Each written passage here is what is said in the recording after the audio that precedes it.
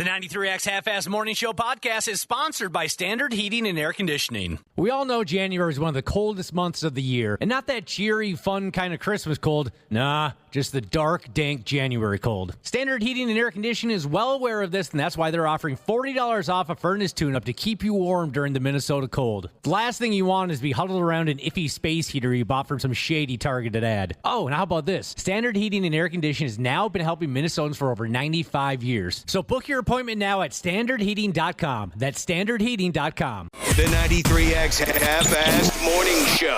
93 X.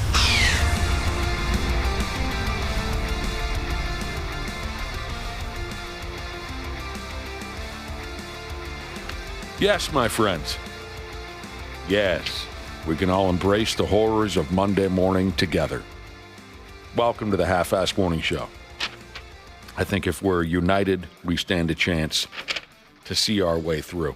Good to see you there, Josh. Nice to see you as well. Dance with me, Josh. I'm not much of a dancer. When was the last time we danced?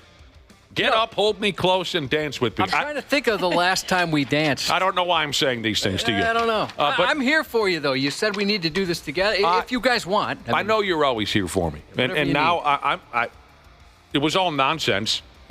Me shouting at you about dancing with me. I got excited. We just cracked the mics. You know, I get excited when we do this.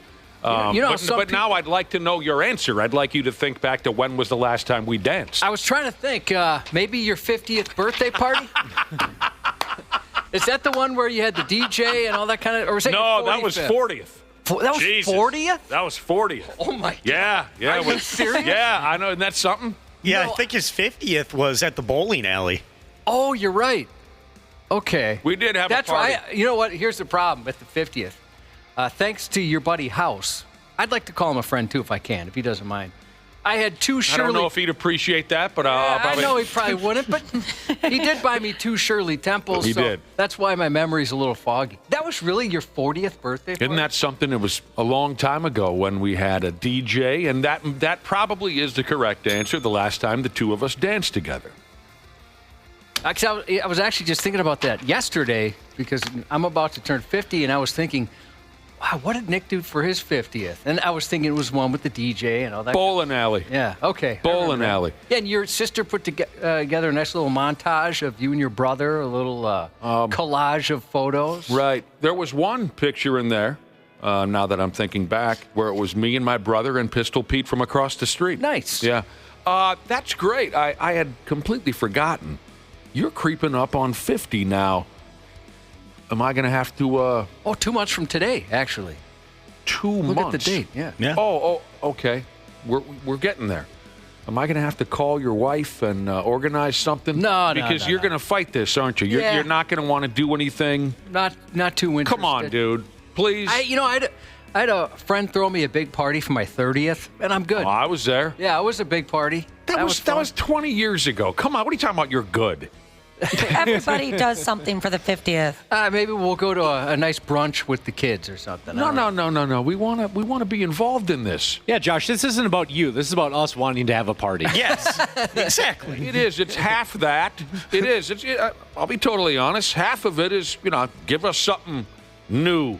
Give us something different to do. But half of it is, I want to see you have a good time.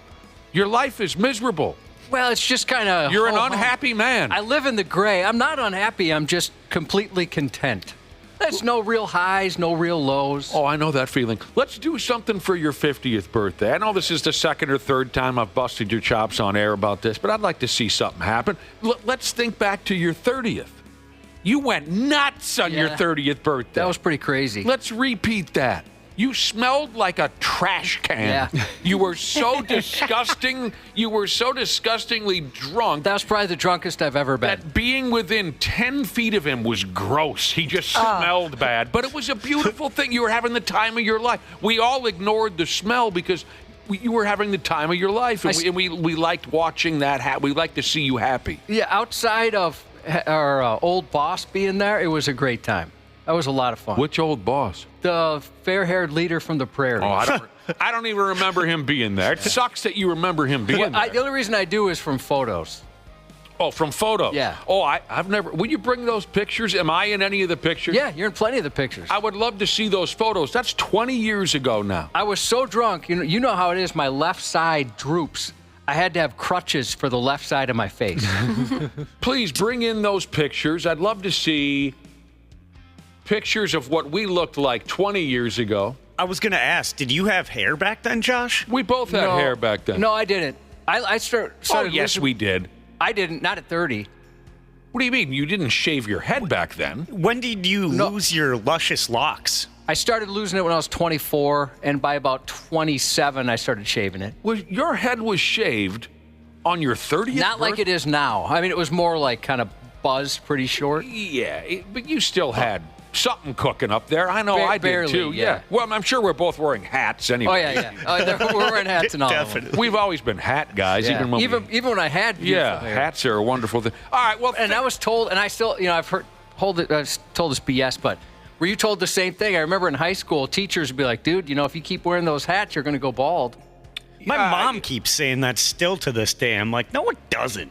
yeah, I don't know. I mean, I have no evidence to the contrary because I did go bald, but I'm assuming that has nothing. I've been told by I got plenty of buddies who wore hats every day in school, just like I did, and they got a full head of hair. But think about having something. I know, again, I keep on you about this. Think about having a party. I'm gonna call your wife. We're gonna sneak up on you. We're gonna have a party.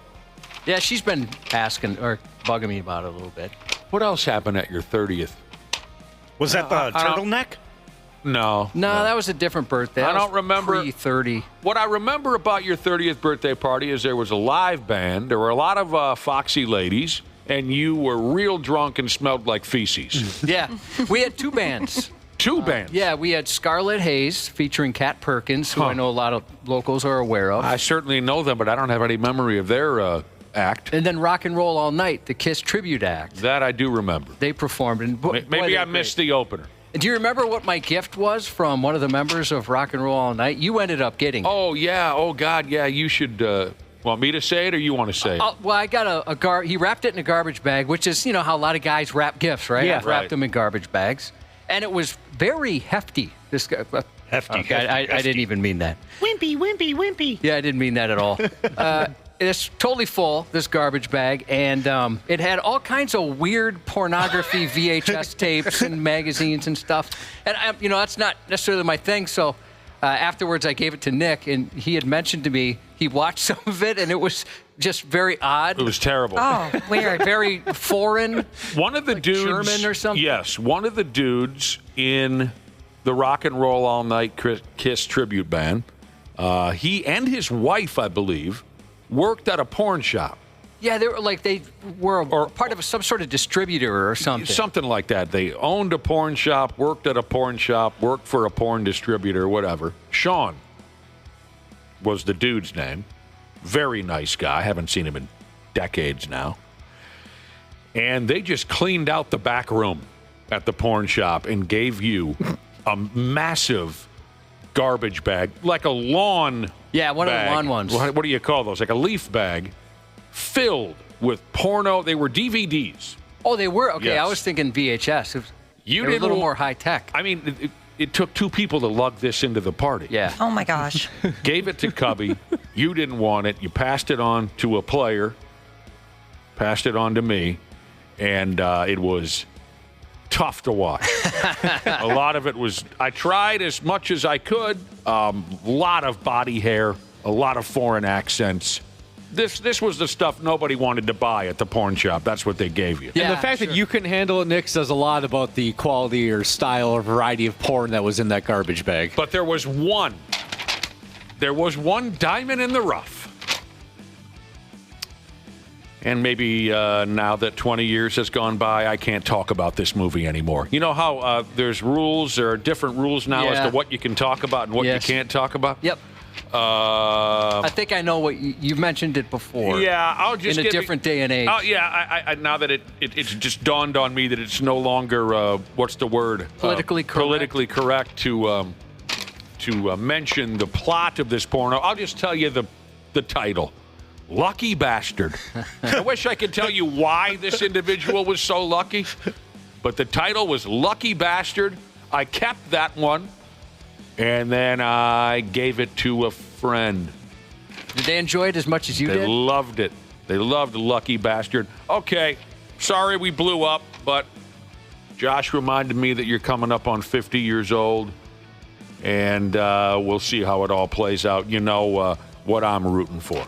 Yeah, on the topic of, back in the day where they'd tell you, if you wear baseball caps, you're going to lose your hair. You hear a lot of things kind of in a similar fashion like this from OG's Jesus. He said he's now bald, blind, and has hairy palms because he likes to wear ball caps, sit close to the TV, and fap. Son of a bitch. I All those remember old wives' tales. as a kid, or I should say like, a preteen, teenager, hearing about the hairy palms thing, and I thought, my God, Robin Williams must masturbate constantly, all the time. That's a great image for a I Monday actually morning. believe that one. He was a shaved And the ape. blind. Yeah, He was a shaved ape. I believe that one for sure. Get up and dance with me. I'll dance with you. Later on today, our doctor pal, James Parnell, will make his way in studio. Oh, summers after 8 a.m.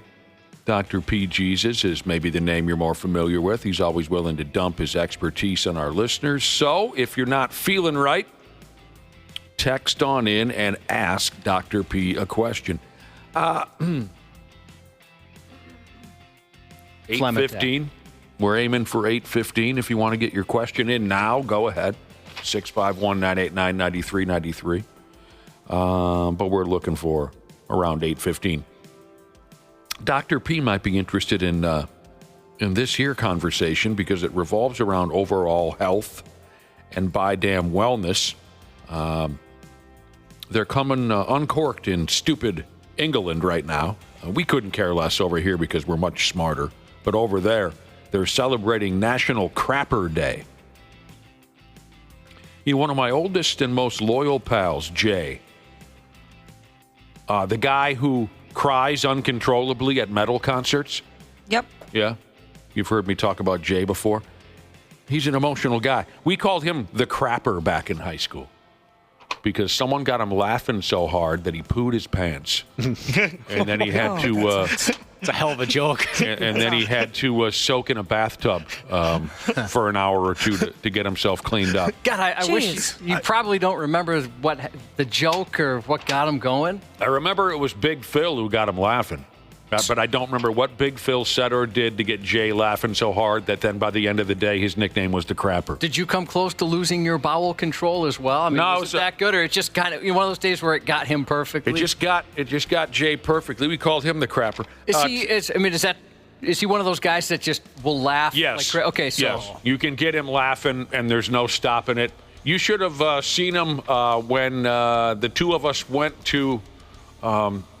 What do they call it in the business? The grand opening, the premiere. That's the word I'm looking for. Jay and I went to the premiere showing of The Adventures of Ford Fairlane, starring Andrew Dice Clay in the summer of 1990. We went to the premiere, and we were both such big Dice fans back then that I thought we were going to have to get the defibrillator out. Because when Jay starts laughing, it's uncontrollable.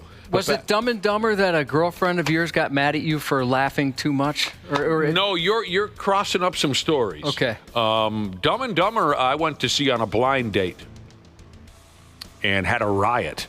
This gal and I just had a riot. Neither one of us knew anything about the movie, and we just had a great time. What you're thinking of is another, again with the old high school buddies, but another old pal of mine. He took a gal that I also am familiar with, so I knew both of these people. They went on a first date to see the Dukes of Hazzard movie, the Dukes of Hazzard movie. Which Johnny Knoxville, Jessica Simpson. never saw it I haven't either. because of this story. Because of this story.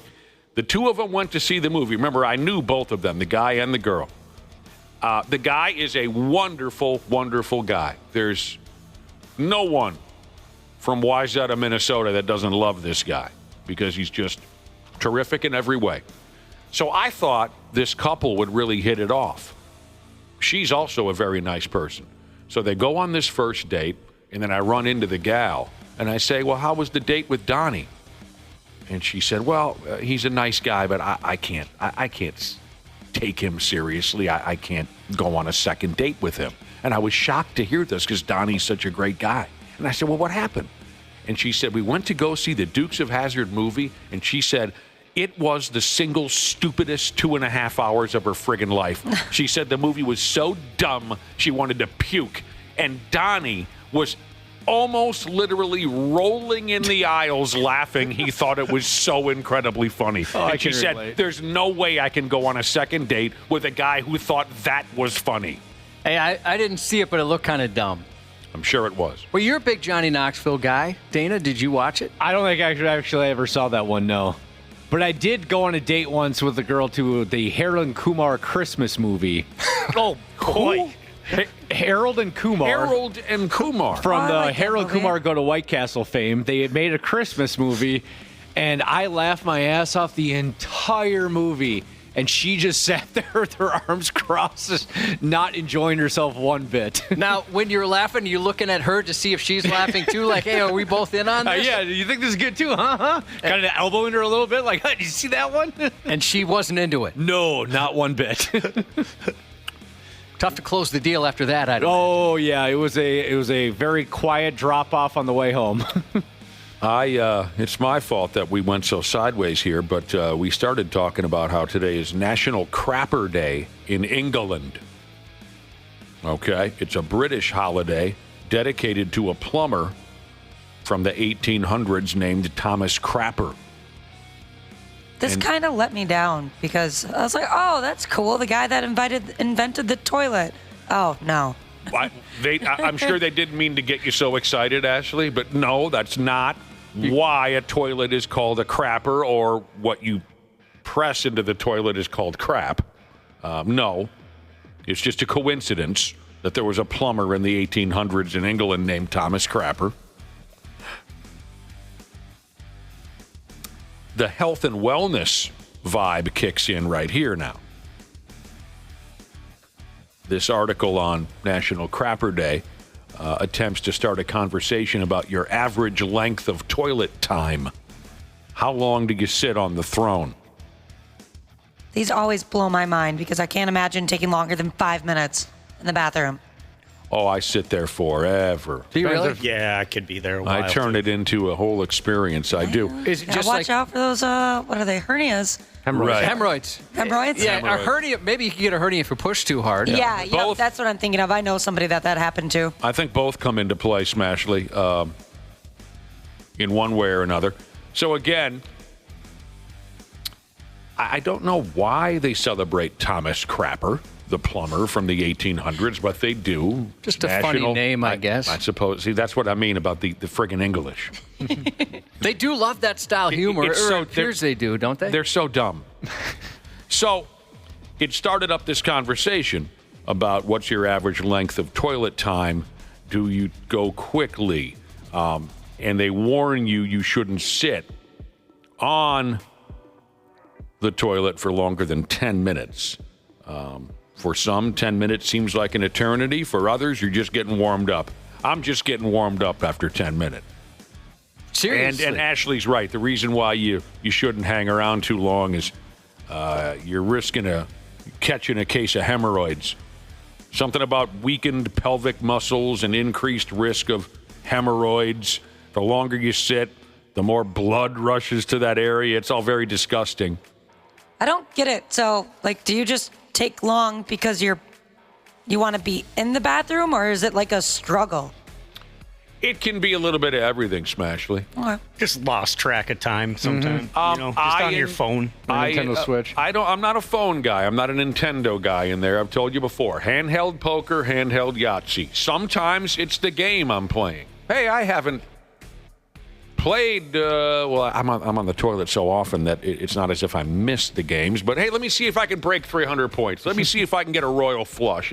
That's not meant to be cute. I mean, with the handheld poker game. So sometimes I get wrapped up in the game, but more often than not, it's just it takes me a while, and I got I don't have any real concerns. Yeah, I never. I'm content sitting there for a while. I like to take my time. I'm in and out. But I know plenty of people who they like to really take their time. I mean, I think for some folks, it's the only privacy they get. Just going to kind of hang out in there. Especially parents. Yeah. One of my buddies will tell you that story. He'll say, it's the only peace and quiet he gets. Packs a chew, lights a joint, turns on the internet on his phone, relaxes a little bit. But, maybe you want to take the doctor's word for it. And we can ask Dr. P later, I guess. Doctors are saying if you sit there longer than 10 minutes, you're going to catch hemorrhoids. Yeah, I've had them. Don't like them. Stay away. Doesn't sound pleasant. No, it's not. But there's people that have it way worse. Used to make fun of my uncles. Oh man, one uncle had to have surgery. We thought it was hilarious. Brutal. Karma got me. I'm trying to think of my all-time record for consecutive minutes sitting on the toilet. I mean, because it would probably be very depressing to find out how much time in my life I've spent sitting on a toilet, because I'm a frequent visitor. I am. I probably have undiagnosed irritable bowel. I don't know. I do know one thing. My condition was horrible when I was in my 20s and 30s. Horrible. Greatly improved since. Greatly improved. And I think there were some simple lifestyle choices that played a role there. I have a couple of pals that are just, they are to right now in our early 50s, they are where I was 25, 30 years ago. That's terrible. It's miserable to watch. I am in way, way better shape than a couple of my friends. But it'd be interesting to see, my total hours for a career. So it looks like if you go to the bathroom 12 minutes each time, one time a day, that's 73 hours a year. That doesn't have any effect on me. Wait, what? Say that again? So if you go one time a day and spend 12 minutes in the bathroom each day, that equates to 73 hours a year. That doesn't overwhelm me to hear 73 hours a year. I'm sure if you did enough arithmetic over there, you could find a statistic where I would go, oh my God, but so far that doesn't really bother me, 73 hours a year. I know. That's a lot of time. Within my family, there's quite the dichotomy of poopers. I mean, there's one, if you, you know how fast Superman can change in a phone booth? Yeah. There's one like that. He's quick. Well, that'll be you. You look left and, no, I'm not that quick. Oh. But you look like left and you look back right and they're done. And so quick, you assume they didn't even do a number two. You assume they had to have been a number one. He was in and out so fast. Right. And so if you follow them in there thinking, well, that was just a number one, no reason I should wait that out, you can be in some big trouble. That's how they get you. That's not fair. You got to tell somebody if you're that good. Ah, man, the brutalities of a family. That's got to be one of the drawbacks of the family. Just this rotating crew of people who smell up the bathroom, and you know what I'm talking about? Yeah. In one day, you can walk into 4 or 5 different awful smells, all different. I hated that growing up because we only had one bathroom. Yeah. And my dad and my brother. Terrible. Just, gosh, scarred me for life. Every day you had to face, you didn't Every know day. which evil was going to smack you in the mouth first. Did they Every close the single door? day. No, that would make it worse. You had to air it out a little. No, I'm saying when they're in there. Yes, always. Oh my gosh. Oh, that would be so weird if they didn't. A friend of mine's dad, not only would he not close the door, he'd call you over just to talk to him. He'd be sitting there on the toilet flossing. No. And he'd be like, hey, Josh, come on over here. How was school today? That's so odd. That's not Come fair. on in here, kiddo. The only time that's funny is in the movie Friday. Yeah. But I'm trying to think of my all-time record, longest I've spent for one session, and it's got to be that night at the restaurant I told you guys about, where there was only one head, and the one dude kept coming in and coming in and coming in because he had to go too. Oh, no. And I couldn't get out of there. I was in absolute misery. I was nude. That's crazy. I know a nude pooper, and you're not usually. No. It was because, and I've had a few of these in my lifetime where it's so miserable and your body temperature skyrockets. You're just pouring sweat. I mean, I got naked in this public bathroom because I thought I was going to end up in the hospital. Dude, I'm surprised you never got a colonoscopy or something when you were younger. That totally sounds like IBS. Well, it could have been, but I think it was lifestyle. It was. It was more PBR, I think, than IBS. Yeah. I was such a heavy beer drinker, and I never ate anything green, anything healthy. It was pizza rolls and beer. And so, Ashley, I would tend to agree with you, but since I've been a little more reasonable with how I treat myself, those days, thankfully, knocking on wood, are gone. This was 100% lifestyle stuff. That had to have been 45 minutes. Oh, my gosh. And this poor guy kept coming in to check to see if that stall was empty. And I had to finally say, dude, I'm sick as a dog in here. I said, I'm sorry. He flipped out. I don't blame him. He's a grown man, wants to use the bathroom, for Christ's sake, and he can't. Because I'm in there for 45. I don't know where he went, but he flipped out. At one point, he goes, oh, come on! He came in and saw that my feet were still down there, and he goes, come on! Your record has to be the time you passed out on the toilet, though, right? Well, All right, that was you. I mean, okay. I passed out. That doesn't count. That was alcohol-induced pass out. I mean, that's like the type of thing where you could have, your legs might need to be amputated after that. Ooh-wee. Oh, I bet you were sore. It was terrible. I can't even imagine. Terrible. Oh, well, there you go. Happy National Crapper Day, you wacky English folks. I'd love to know the backstory on this Thomas Crapper. What, a guy's a plumber in the 1800s. His name is Crapper. They're celebrating his life hundreds of years later. Yeah. He must have done something. Is that it? That's just the end of the joke. His name was Crapper. I guess so. He was a plumber. They're still going with it hundreds of years later. There you go. Well, later on, also Randy Shaver and Brad Ryder will stop by. Big day. I bet they've got something to talk about. Yeah. The Super Bowl matchup nobody wanted. Right. I kind of figured it would end up that way. Kind of makes me mad that I had to watch a Chiefs game for no reason. I know, me too. Well, I watched it hoping that the Bills would come through. Dana, you're doing a lot better today than I thought. I thought you'd kind of be bitchy, to be honest. He's been pretty quiet. I have been pretty quiet. Oh, have you really? Yep. When I saw you earlier, you seemed cheery enough. I'm doing my best to fake it, for your guys' benefit. Don't say I never did nothing for you. That's the way you got to do it at work sometimes. Yep. I mean, to make if anyone's, we're all a little disappointed. But, I mean, if it makes you feel any better, and none of this is real. All the outcomes are predetermined. It's written ahead of time. So, A couple of questionable calls in that game. That you can make that argument. It's not a real sport. The outcomes are predetermined, just like television wrestling. So, if that makes you feel any better. Wait, wrestling's fake? Well, It's still real to me. By the way, when my youngest learned that, he cried. He bawled. when Oh, he that found makes out. sense. Poor kid. That was a tough day for every kid growing up. Yeah, it was. There's two, right? I took it well. Did you really? No, there was no crying or any Nothing real like that? drama, no. I just didn't believe my dad. I thought he was, ribbing me.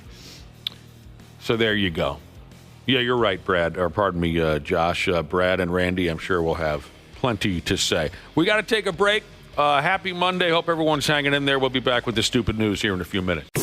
There's a douchiness to them. The 93X Half-Assed Morning Show. Dana here for Standard Heating and Air Conditioning. We all know January is one of the coldest months of the year, and not that cheery, fun kind of Christmas cold. Nah, just the dark, dank January cold. Standard Heating and Air Conditioning is well aware of this, and that's why they're offering $40 off a furnace tune-up to keep you warm during the Minnesota cold. The last thing you want is to be huddled around an iffy space heater you bought from some shady targeted ad. Oh, and how about this? Standard Heating and Air Conditioning has now been helping Minnesotans for over 95 years. So book your appointment now at standardheating.com. That's standardheating.com. This episode is brought to you by Progressive Insurance. Do you ever think about switching insurance companies to see if you could save some cash? Progressive makes it easy. Just drop in some details about yourself and see if you're eligible to save money when you bundle your home and auto policies. The process only takes minutes, and it could mean hundreds more in your pocket. Visit Progressive.com after this episode to see if you could save. Progressive Casualty Insurance Company and Affiliates. Potential savings will vary. Not available in all states. When you think about businesses that are selling through the roof, like Aloe or Skims, sure, you think about a great product, a cool brand, and brilliant marketing. But an often overlooked secret is actually the businesses behind the business, making selling and, for shoppers, buying simple. For millions of businesses, that business is Shopify. Nobody does selling better than Shopify. With Shop Pay, that boosts conversions up to 50%, meaning way less carts are going abandoned and way more sales happening. So if you're into growing your business, your commerce platform better be ready to sell whatever your customers are scrolling or strolling on the web, in your store, in their feed, and everywhere in between. Businesses that sell more, sell on Shopify. Upgrade your business and get the same checkout Skims uses. Sign up for your $1 per month trial period at shopify.com/Westwood1, all lowercase. Go to shopify.com/Westwood1 to upgrade your selling today. Shopify.com/Westwood1. Stupid news on the Half-Assed Morning Show.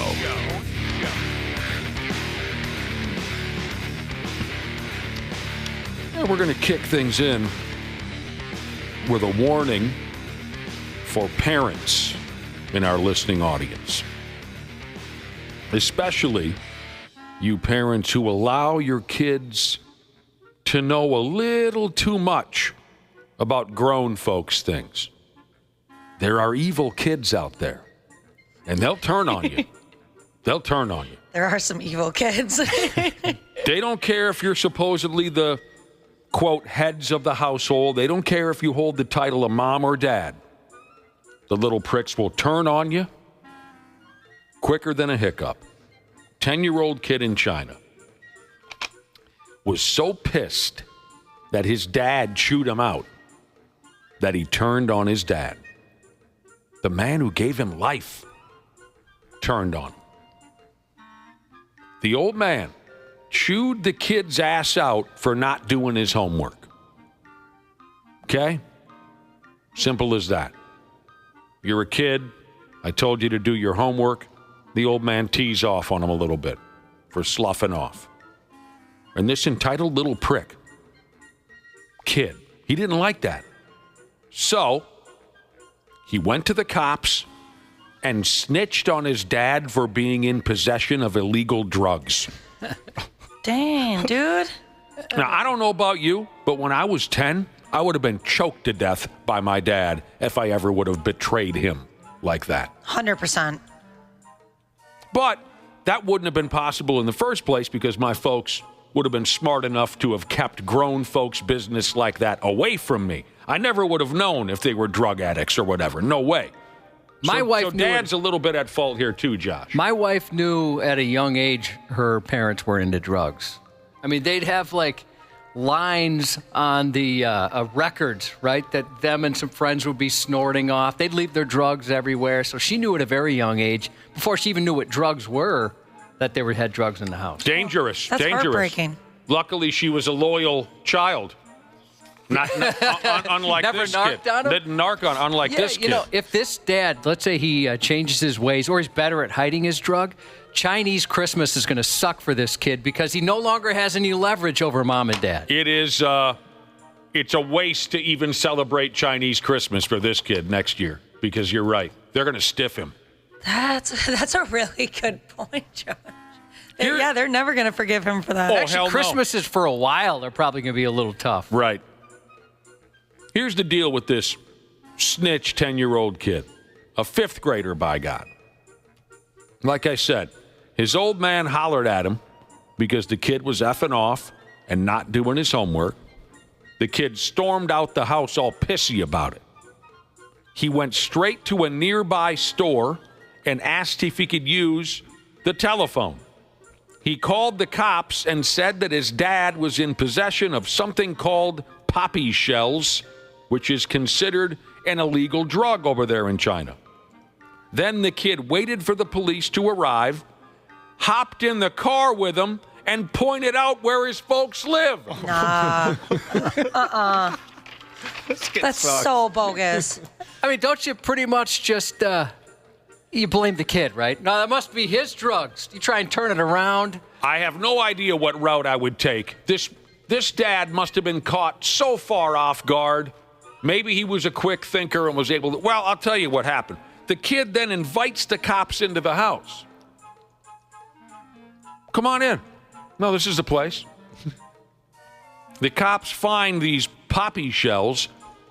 The old man, who must have had steam coming out of his ears, he told the cops that he only planned to use the drugs for medicinal purposes, whatever that means. He was not prepared for this. The police took the evidence, and the dad went off to the police station, and it sounds like there is a case pending against him. You ungrateful little bastard. People are texting in saying the repercussions for getting caught with drugs in China are very severe. So Dad might not be around, they're saying, for a couple of decades to even celebrate Chinese Christmas. It says here, poppy shells are associated with the production of opium. So, I assume that's not good. But I don't know Dick Tracy about opium. There's no further info here on what happened. Okay, so maybe Dad is not coming home. That's valuable information. They say drug penalties in China are quite strict.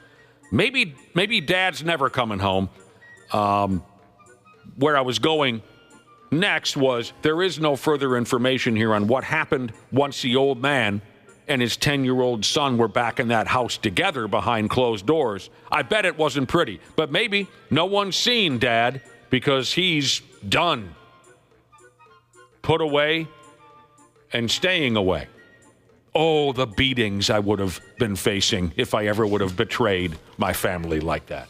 Some of you here have a decent amount of experience with various drugs. Anyone try opium before? No. Nope. That's like heroin. I'm pretty sure opium's too. You know what else is like heroin? What's that? Cool Ranch Doritos. So good. Dude, that's so true. Very true. There's a place I like called Bricksworth that has has chicken wings with a dry rub that is Cool Ranch Dorito seasoning. Like heroin or opium? Yeah. Oh, no. Do you ever have any Ravi opium meals? I think all of us have actually probably had opium because it's in like oxycodone. Oh, I can't say that correctly. I always get it wrong. Like codeine, morphine. The kind of stuff you get at the hospital if you're in any type of pain or there are you get your words? wisdom teeth out. Yeah, I've never had any of that. I don't know that. I don't know if I've ever had anything. It's in fentanyl, too. They give that to you at the hospital sometimes if you're in a lot of pain. I've heard you can test positive for opium if you have like a poppy seed muffin. Yeah. Is that true or people just say that? I've You heard have to those eat stories. a lot of it. Oh, I went through 13 mammoth muffins at Perkins once. Honestly, that might do it, Josh. 13 poppy seed muffins. Do you remember your bowel movement after that? No, it took a while, I think. I bet it did. Even though there was one brand muffin in there, my friends were being jerks. Can you believe this friggin' kid?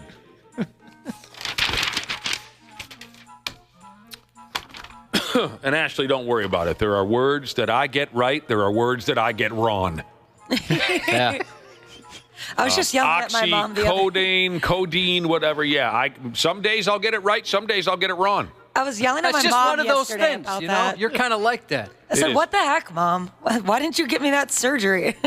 Door swinging truck driver Jesus said they used to smoke opium on top of weed as 18-year-olds.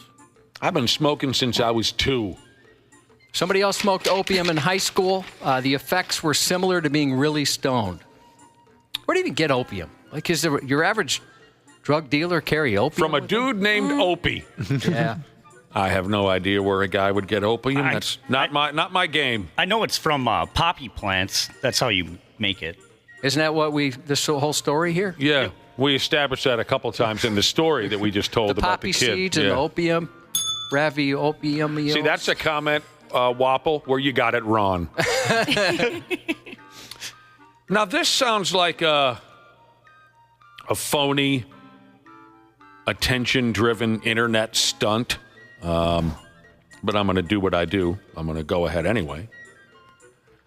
Another one of those porn stars upped and tried the, hey, everybody, look at me. I'm going to allow 300, 400, 500, maybe 1,000 guys to fold me in a 24-hour window type gimmicks. You know the bit, right? Yep. At what number do you think you get bored? 25? 3. Oh, you'd go that high? Yeah, I would think it'd be maybe like around 8 or 9. You just think, oh, this is no longer fun. And ouchie, by the way. Yeah, there's some pain involved. So this is nothing new. Another porn star laid herself out and said, go ahead. 1,000 guys, 500, 600, whatever. That's not the thing that comes off like a fake bit. I'm fairly sure that this latest porn star, she goes by the name of Bonnie Blue. Yeah.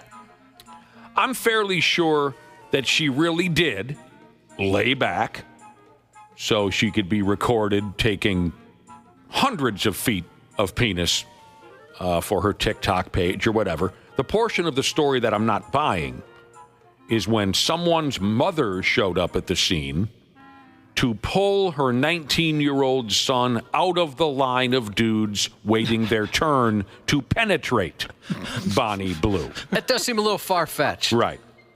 I mean, the only reason I'd sort of believe it is, well, I guess if this was true, too, that episode of Cat House. Oh, yeah. Where the mom decided her son needed to lose his virginity. She brings him to the bunny ranch there. Yeah. And, pick out a lady, and that's who you're going to lose your virginity to. That was uncomfortable. Mom and son sat on the edge of the bed with a near-naked prostitute and negotiated a price. The mother negotiated with the prostitute a price for her son to lose his virginity. That was a very entertaining show, but that probably was nonsense. That was probably all set I up. bet it was, yeah. The reason I'm not buying this, I mean, aside from the obvious, but the reason that I'm not buying this angry mom looking for her son at the gangbang bit is because it just so happened that this dramatic moment took place right when some TikTok creator influencer by the name of Bevo showed up and started recording the scene. You see what I'm saying? Oh, Bevo was there? He's my favorite. Effing Bevo was interviewing some dudes in line, and that's when the so-called angry mom walked in. I'm going to go ahead with the too good to be true theory here. So, but anyway, let's just pretend that it's all on the up and up. So mom shows up for the gangbang. She's hollering at her son to put his clothes back on. It was hard to follow what was going on in this video. Whoever Bevo is wasn't the greatest cameraman I've ever seen in my life. So, put your clothes on, or otherwise I'll get the police to come for you, Mom said. Apparently, at one point she says, "Where's my son?" And one goofy guy who's waiting his turn, he comes off smart. He says, "He's coming." You get it? Yep. Right. There's a double meaning there. Anyway, the rest of the video plays out like this. Mom finds her son and says, "This is unacceptable." The kid says, "I'm 19. I can do what I want." "I've signed a consent form," he says. But after a short while, dude leaves with his mama. He never got a crack at Bonnie Blue. Too good to be true. That's the route I'm taking with this one. If I found out my kid did something like that, I don't think I would ever be able to look at them the same ever again. Oh, Like yeah? they'd be kind of a hero in your eyes? No, just absolutely no respect at all for them. A part of history, nothing? Your son, your 19-year-old son, you find him in line or find out even after the fact that he was involved in a gangbang. There goes all respect for your son. Yeah. Even though he was on Bevo's TikTok channel?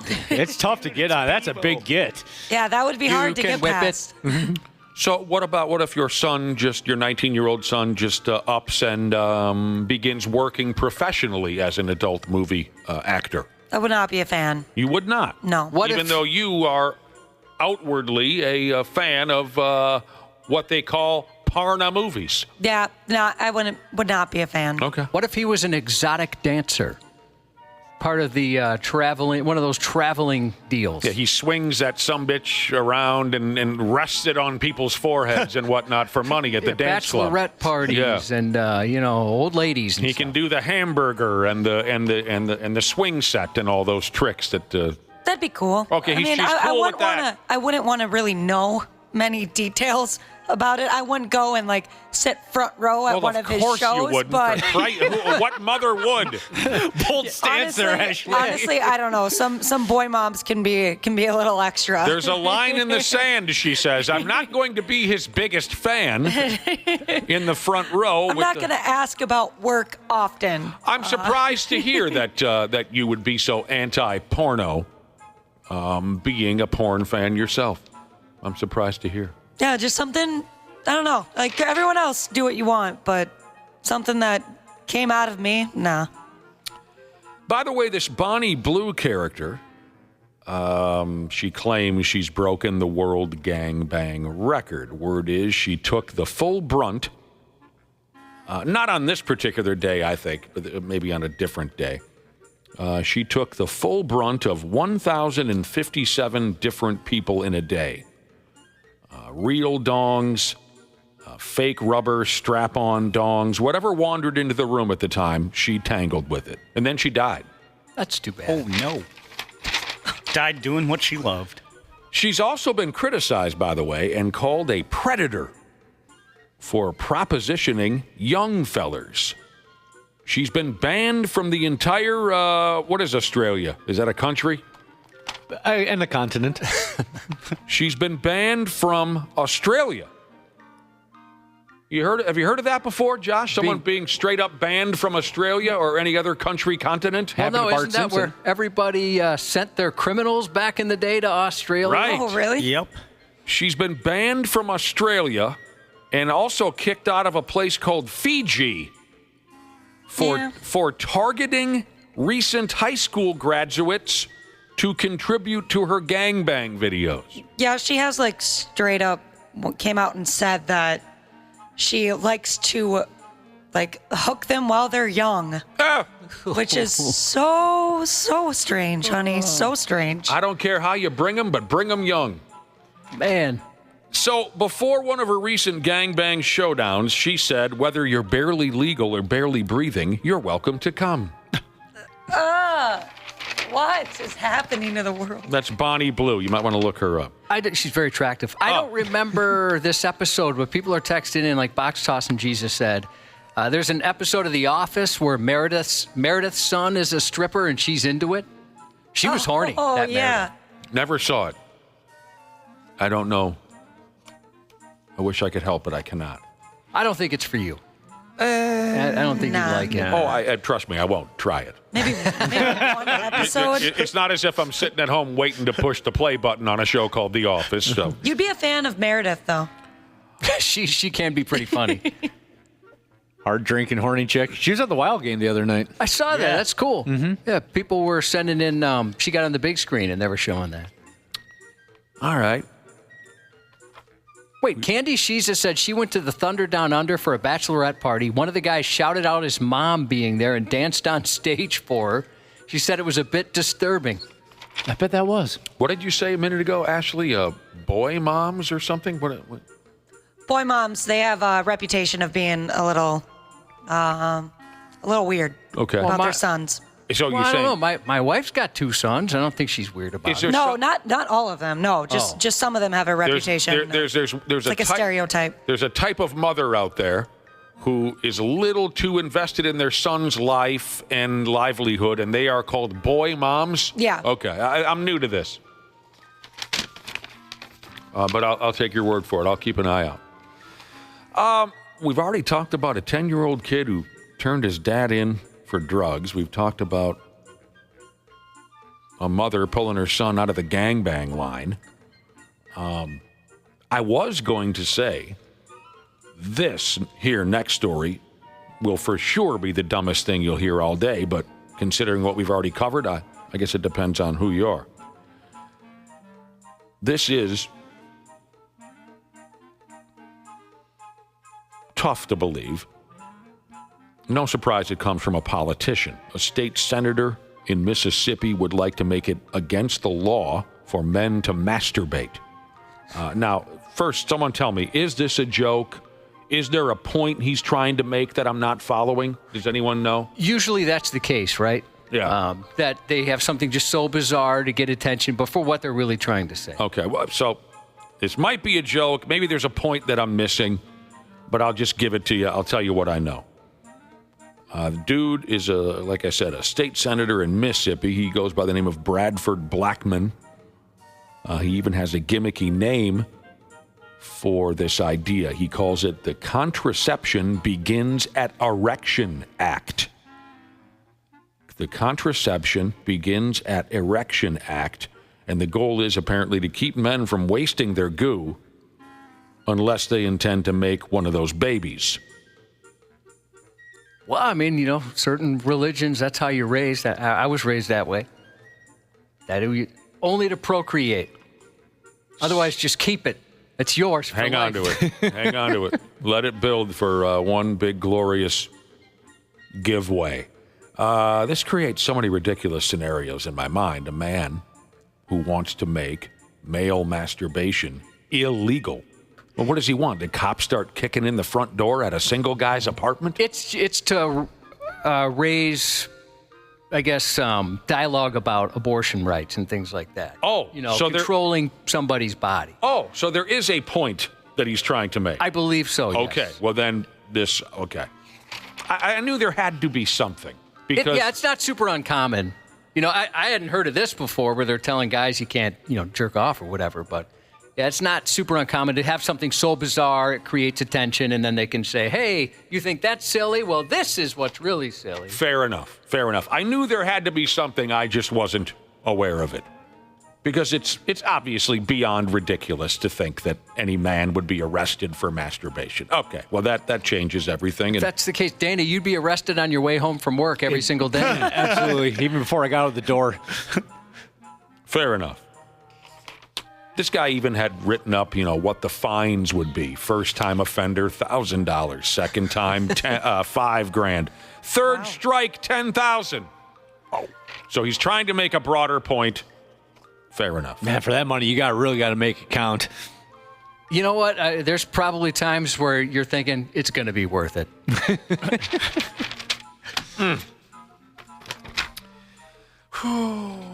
Now, every Christmas, Josh entertains us all with the story of when he was a kid. He put his curious little tongue on a street pole on a terribly cold day, and your tongue got stuck, just like that kid from the Christmas movie who ended up doing porn. What? Just like the kid from the Christmas movie. Oh, he did do porn, didn't he? Yeah. And I hate that I know that. Why do you hate that you know that? It just kind of spoils the movie a little bit. Does he lick holes in the porn, or is he into something else? See, I haven't done that much digging. I've seen his movie. We covered this a few months ago. I've seen his movies. Whatever that guy's name. The little kid from the Christmas movie who gets his tongue stuck to the pole. I've seen his porno movies. He wasn't very good at it. But Josh had that exact experience as a kid. I did. And it does happen. And he later got into porn. Who, me? Yeah, you. I love it. You've mentioned the pain, the embarrassment, the blood. Lots of blood. What if that would have been your little Johnson instead of your tongue that was frozen? Yeah, it'd be worse. Especially since my mom was at the bus stop with me. That'd be tougher to explain to Mom. I'm penising a pole.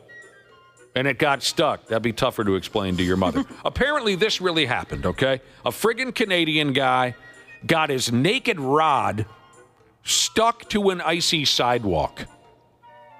And about every available cop in town had to pull like hell to tear him loose. There's video and pictures to prove, I guess, that this is a true story. This is up on 93x.com. The safe for work pictures. It doesn't seem like that could happen. It's crazy. Well, it's if it's naked, moist skin meeting dry, cold ice, it's a matter of science, is it not, Josh? Is that a scientific thing? I guess so. According to the story, there was trouble outside a bar up there in Alberta, Canada. Some effing derelict had a few too many moose heads. He starts arguing with other Canadians walking down the damn street. It was a cold night, like a lot of nights up there in Alberta. Dude started trouble. Back and forth they go, arguing on the street. I'm not your guy. I'm not your buddy. Eventually, a fist fight cuts loose. And stupid ass, the troublemaker, his effing pants fell off while he was scrapping with folks. Eventually, he went down onto the icy sidewalk, and his naked Canadian pipe made contact with the ice, and it stuck to the ice like a friggin' magnet. Can you imagine the panic? I can't, yeah. I mean, panic. And also just the confusion. Disbelief. Why am I stuck to the ground? Yeah, absolute disbelief. You ever heard of that before, Josh? Never. A Johnson freezing to an icy sidewalk. Never once. Now, some witnesses there say, like I just said, his pants fell down during the fight, he landed on his stomach, and his junk froze to the icy sidewalk. Others are saying this happened after the fight got broken up. Cops made him lie face down while arresting him, and that's when his dork froze to the sidewalk. Either way, I'm not kidding. I saw the videos. There's multiple people pulling on this man's shoulders and waist, and his rod is stretching to the full capacity, and it's still just the tip won't give way. And they have to keep putting him down and trying again. 1, 2, 3, go! And the sumbitch...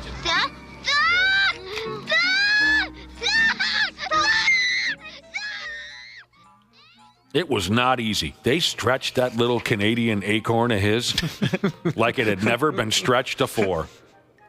It appeared there were times when they almost had it, but that tip was locked in. Witnesses said it would snap back down onto the ice. But they managed to detach his unit from the ice without injuring him. Surprising to read that there was no damage. And then he was arrested. I've never heard or seen anything like that before in my entire life. Going back to the contraception starts at erection bill. Sure. Where gentlemen would be arrested or they would be fined for masturbating. Somebody here wants to know who enforces that. Would that be a beat cop? I think it would be a beat cop. You son of a bitch bastard. Oh, God. Wow, this has been a marquee day for Stupid News. Really has. That effing guy stuck to the ice. You won that fight. If your opponent gets his wiener stuck to the ice, you have won that, and maybe you get points for the next fight. They should hand you a belt. I mean, they should hand you a championship belt. And the poor guy, I mean, aside from getting his dong stuck to the ice, you're in a fist fight and you can't keep your pants up? That's embarrassing in the first place. I was going to ask you, I've never seen that. I've seen pants just kind of like sag a little bit. I've seen shirts get torn off, but I've never seen somebody's pants fall down. I mean, right there, that's embarrassing. Yeah, awesome. You get points for that too, I think. Awesomely embarrassing. Angry bus driver Jesus said maybe he gained some length on that. I'm just trying to look on the bright side. Yeah, maybe he did. So you said those pictures and videos are up on our website? Yep. That is absolutely incredible. And if you're at the office, you're good to go? Yeah, they're all blurred out. It makes it kind of hard to figure out what's happening. Yeah, it does, but you can... here's a text message on fighting etiquette. You can't punch a guy that has his dong frozen to a sheet of ice. That's against guy code. I agree with that. Okay. There should be some rules in fighting. That's one of them. Everybody agrees that guy lost. No reason to keep going. Oh, God. All right, before we get going again, is anyone missing a 200-year-old bottle of piss? Nope. No. I got mine stored. What would have to be referred to, I think, the oldest trucker bomb in captivity. Someone found an old bottle of squeege. Again, England. They were digging in the ground summers. And now, for some reason, old-timey experts, you know, the folks who dig things up, they're trying to figure out why someone took a whiz in a bottle 200 years ago and then buried it. Why it matters, I have no idea. But the people who are into that kind of thing, they accidentally dug it up the other day. They want to know the history behind it. My God. They originally thought it was a bottle of hooch. They were going to go ahead and drink it. Why? I don't get that part. That would have been kind of funny. Why would you do that? Anyway. They're the type of people that dig in the ground all day and go, oh, God, look, a wrist bone. Let's take the next 8 months to figure out where this came from. You know what I mean? I bet you'd get a crap ton of money if that was the case, right? Yep. Where would you aged 200 years if it's an alcohol? Oh, if it was booze. They saw that it wasn't booze, it was pee. Some nerd in town who knows a thing or two about the old days says that someone probably peed in the bottle back 200 years ago and then buried it out front their house to, quote, keep evil away from the house, which was a silly idea because everybody, especially people in England, should know that the evil that men do lives on and on. Iron Maiden, 1988. I love that song, by the way. Another theory is that the piss bottle was placed there by a sailor to ensure a safe journey. Hang on just a minute there. Guy's filling a bottle with whiz. What are you doing? I want to have a safe journey, don't I? I got to bury this real quick. Wait, you don't know the rules of sailing in the year 1805? Got to fill this. Just taking my lucky pee. Yeah, taking my lucky squeege here. Got to bury the good news is none of us here could possibly care less why a bottle of whiz was buried 200 years ago. It's the English. It's their problem. You can see this on 93x.com. What are we seeing? The bottle of pee. Oh, no. Oh, no. Like, do they open it and swish it around a little bit? Yeah. No. Check it for notes. Yeah. Oh, it's got legs. Gross. This thing has legs. I'm detecting some hints of Asparagus? Asparagus, yeah. Thank you, Josh. Yeah, I imagine they're going to test it for like all those bunch of crazy diseases that were around. You'd like to be years that. ago. You'd like to be that dig in the ground and find something and then dwell on it for 7 or 8 years type of a person, wouldn't you? Yeah. Yeah, you've mentioned that that sounds before. Cool. That sounds really cool. I mean, I understand if you found a dinosaur bone or something. I mean, or something really. Sure, I would look at that for an hour or two. A bottle of piss? Why are we wasting our time over a bottle of piss? I'd be pretty let down if I devoted my life to this and I've been digging places all across the world for 10 years or so, and then I find a bottle of pee. You're only known as the digger who found a bottle of piss. Yeah, that would hurt a little. That's your legacy. We'd call you Pea Bottle. Oh, of course, you have to. Pea Bottoms. Peabody. Mrs. Peabody is what we'd call it. Sports on the 93X Half-Assed Morning Show. Obviously, man, it sucks, man. It sucks. Excuse my language. But just, I couldn't be prouder of the guys in the locker room. You know, just year one, everybody not really knowing each other. Rookies, the vets did a tremendous job of, bringing us in and helping us out. And we all just meshed, and, we got to this point. But at the end of the day, man, we lost. It sucks. But we'll move on from this. Not fun, but to be the champs, you got to beat the champs, and we didn't do it tonight. They've ended a lot of team seasons, too. And it's a good squad. They had a good plan tonight, and, again, they made more play than we did. We just want to get it done, and we haven't been able to. Yeah, the misery continues, and you know what I'm referring to. Misery. Who were those two people speaking? Well, you got your... Jaden Daniels and Josh Allen? That's right. That's just a guess. Okay. They put up a decent fight, but in the end, they're losers who let us down. They did let us down. I love the Washington Commodores, but they're a bunch of losers, and they let us down. That one... Buffalo Bills couldn't care less one way or the other, but the Buffalo Bills, losers, let us all down. They did let us down. Mm-hmm. And that was our final hope over the weekend. Yeah. You know what I'm talking about. We'll dive into this misery with Randy Shaver and Brad Ryder, because I bet they're just foaming at the friggin' mouth to come off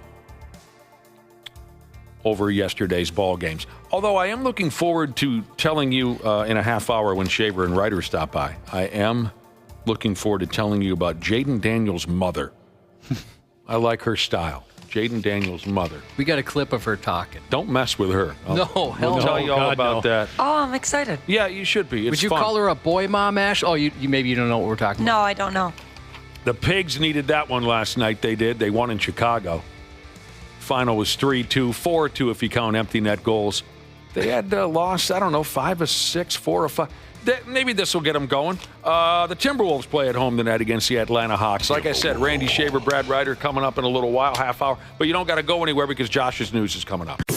There's a douchiness to them. The 93X Half-Assed Morning Show.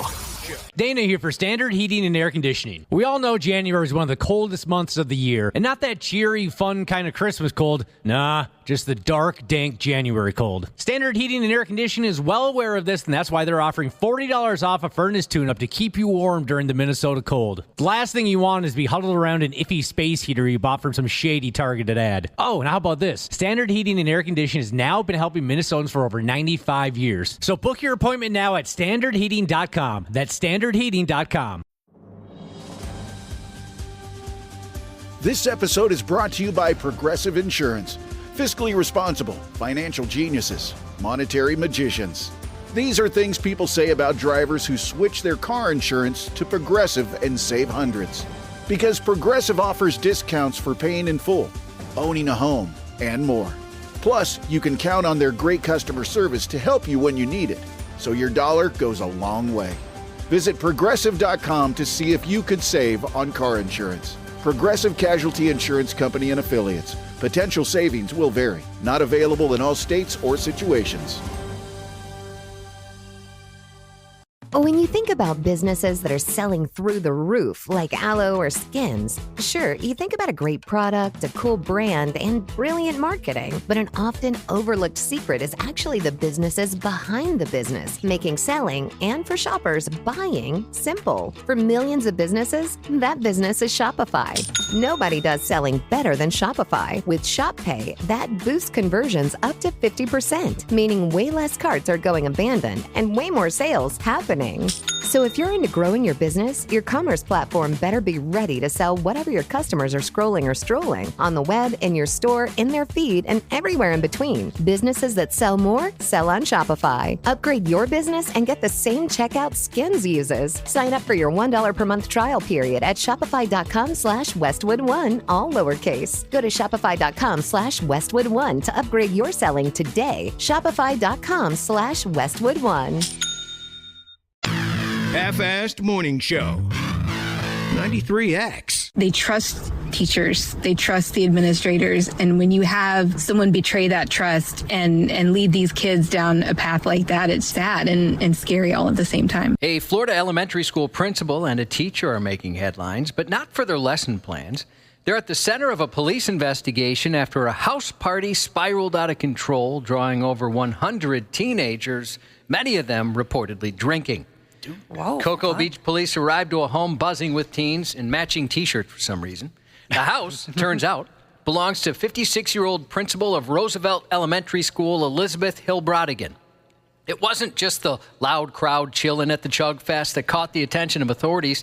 It was the alcohol chilling in coolers readily available to the elementary-age students, which led to the principal's peril. Elementary age? Things got worse when a juvenile suffered an alcohol-related medical emergency on her front lawn, requiring EMTs to step in, as the principal was spotted retreating indoors and turning off her lights. Not my problem. I was not here. This didn't help her either. A nearby traffic stop added to the principal's predicament when a juvenile driver was arrested for DUI. Then came 26-year-old Carly Anderson, who approached officers while intoxicated, claiming she was both a party attendee and a teacher, and she is. She teaches at Roosevelt Elementary, too. Now Hill-Brodigan faces charges for child neglect, contributing to the delinquency of a minor and hosting an open house party. The teacher wasn't off the hook either. She was arrested on child neglect and delinquency charges. The public school district has since placed both on administrative leave. So there were elementary age kids drinking at the party. Yeah. Jeez. It's one thing to have some high school kids, and it sounds like there were also high school age kids there. But little fifth graders and sixth graders, that paints a much creepier picture. Yeah. I don't understand what she was going for there. And it's not like, I mean, this raised a lot of attention. It was loud, and there was over 100 kids there. And, I'm sure the neighbors know exactly what she does for a living. She must have lost her damn mind. I mean, sounds that way. We all had that, or well, maybe I guess I should ask you, did we all have that couple of adults who played a role in our high school partying? You know what I mean? They would openly host a party for the young people, buy the hooch, all that. I mean, I know we did. Yep. Yeah. We did. And weirdo. Yeah. I have to say that there were some kids who, and I'm not judging them, they were kids. They thought this was just the coolest thing in the world. I have to say that even when I was 16, 17, I thought, okay, about the parent, I thought, what are you doing? You know what I mean? Yep. It would weird me out. And I still think that way. Yeah, I never had that, but I think I'd be uncomfortable. But the fact that there were grade school age kids, that's a whole different animal in my opinion. This principal, she looks she looks like Katie Mixon. I don't she know. She looks very similar to her. Who the hell's Katie? She's the one in Eastbound and Down. She's in Mike and Molly. Oh, yeah, your Mike and Molly show, seen Nick. Either of those. I know the program, but I don't know who Katie Mixon is. She must be kind of rough looking if that's the case. That's why I was saying this lady looks a little older than her. On Saturday, January 20th, a 56-year-old driver was caught traveling the wrong way down a Wisconsin highway. Despite a squad car's flashing lights and blaring siren, the driver continued in the wrong lane until eventually pulling into a parking lot. When approached, the driver refused to perform a field sobriety exercise. However, a breath test revealed a blood alcohol content of 0.329, 4 times the legal limit, but about average for the Wisconsin stereotype. Also fitting squarely into the perhaps unfair stereotype, it was his 5th OWI offense. And at the time of his arrest, he was already on probation for a prior felony OWI conviction. So long, sucker. 5 times. There's still hope for the determined drunk driving enthusiast, however.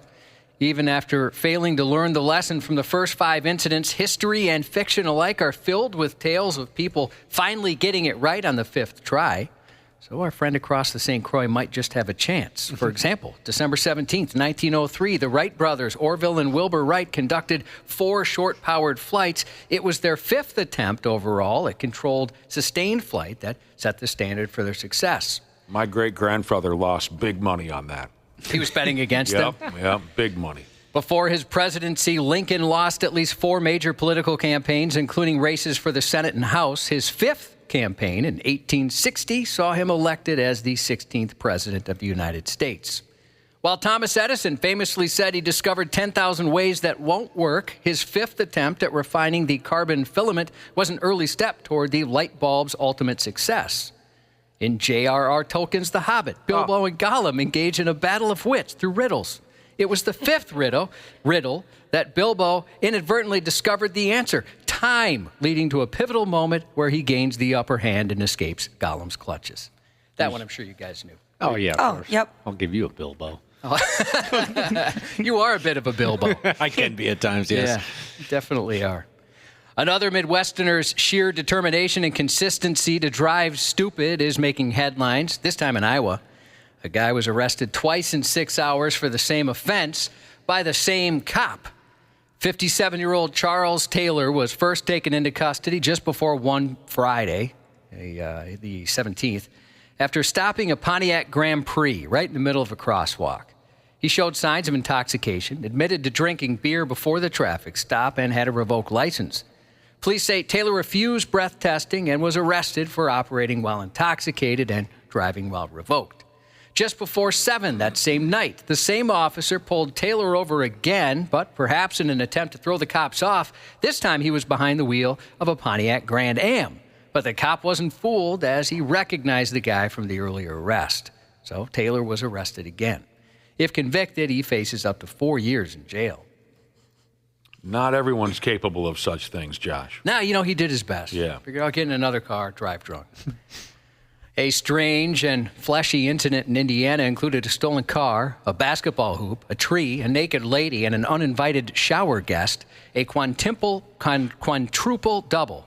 quintuple double. I should have practiced that.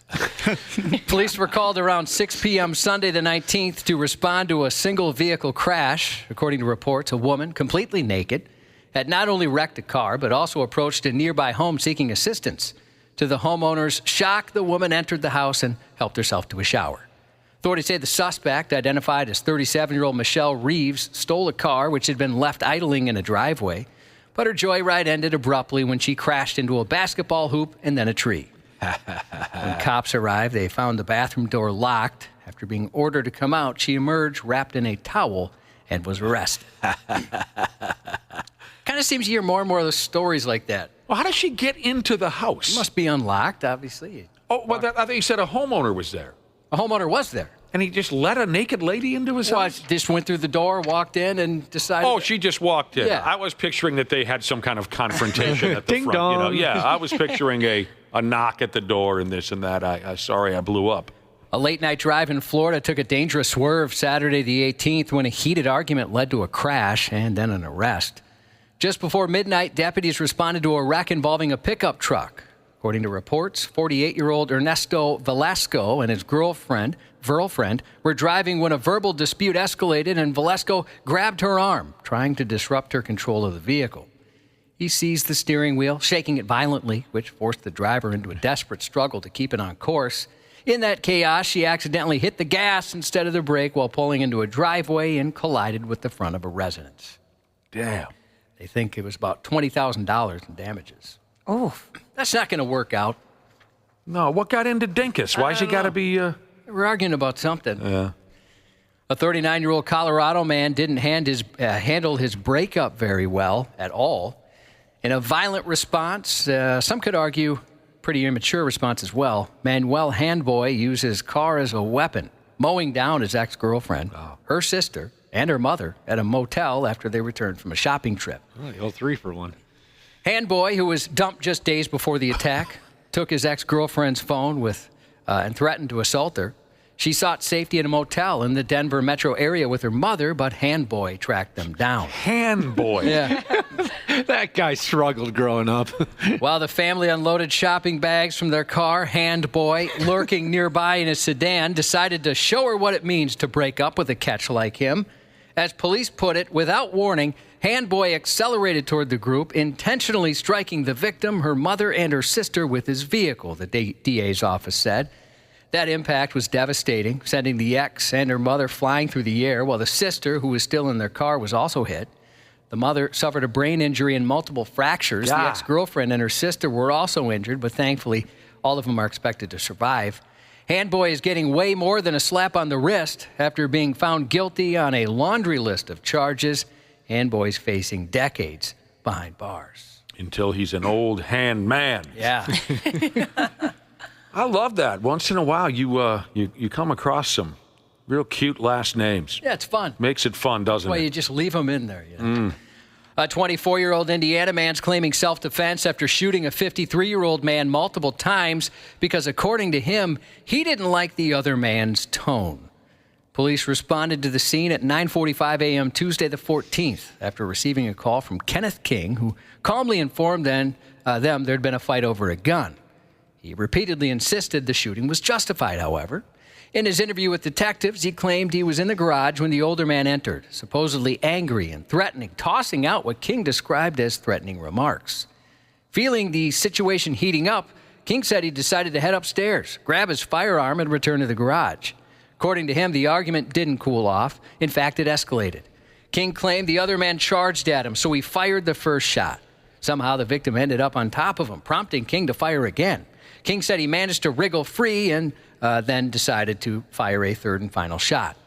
When detectives pressed him on what exactly made the victim's words so threatening, he reportedly couldn't recall any specifics, just that he didn't like the man's tone. Struck a certain tone. Yeah, he didn't like it.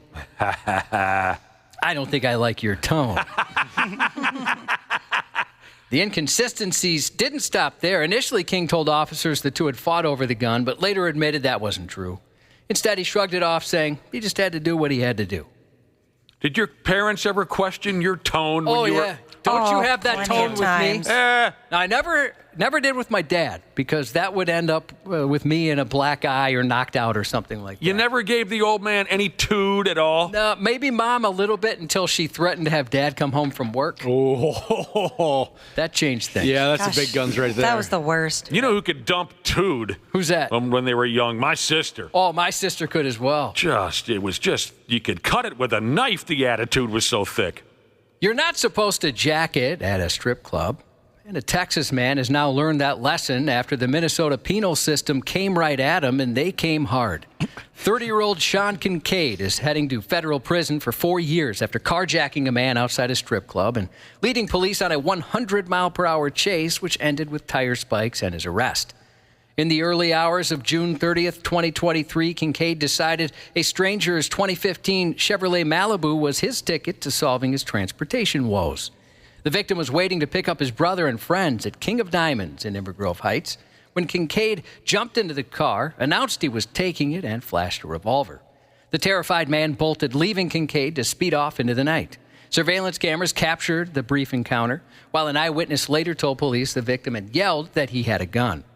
As officers gathered details, others spotted the stolen Malibu barreling south. Kincaid, undeterred, floored it past 100 miles an hour, even drove into oncoming traffic to dodge tire spikes.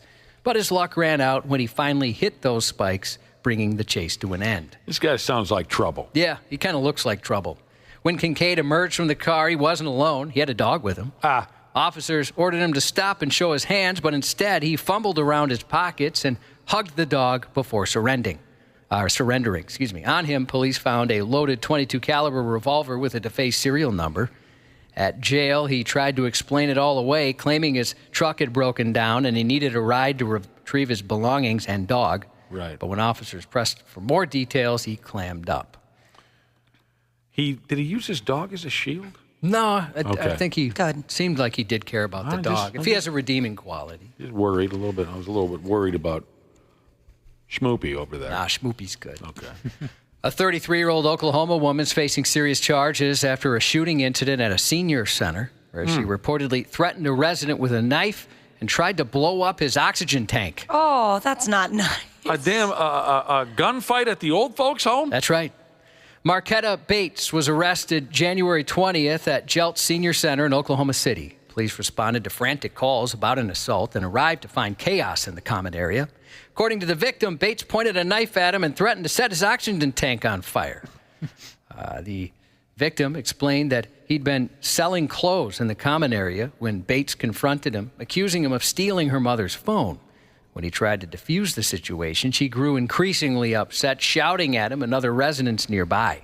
Then Bates threatened to ignite the man's oxygen tank. He quickly disconnected the breathing tube, smart on his part.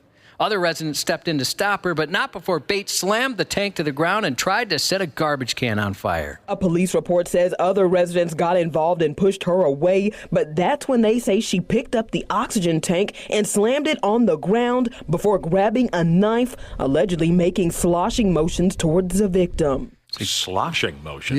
Yeah, sometimes you mix up a vowel. Oh, yeah, sure. So this was an elderly person or a middle-aged person acting like this? 33-year-old woman. Oh, no. Grandma doesn't want her acting like that. Visiting Mom. Yeah. And believes this guy stole Mom's phone.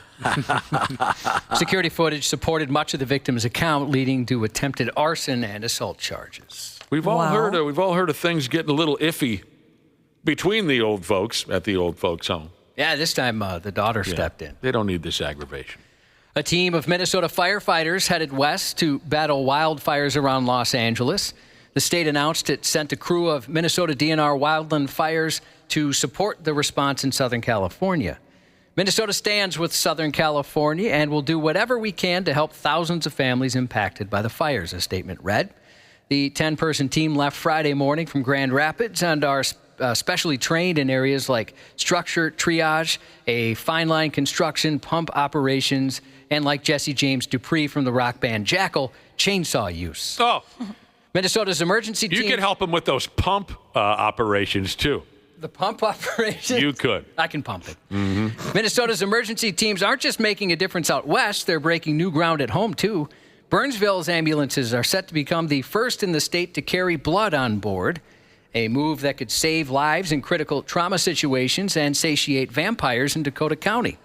As the first 911 EMS team in Minnesota to adopt this practice, Burnsville's leading the way in life-saving EMS services since Burnsville's fire chief.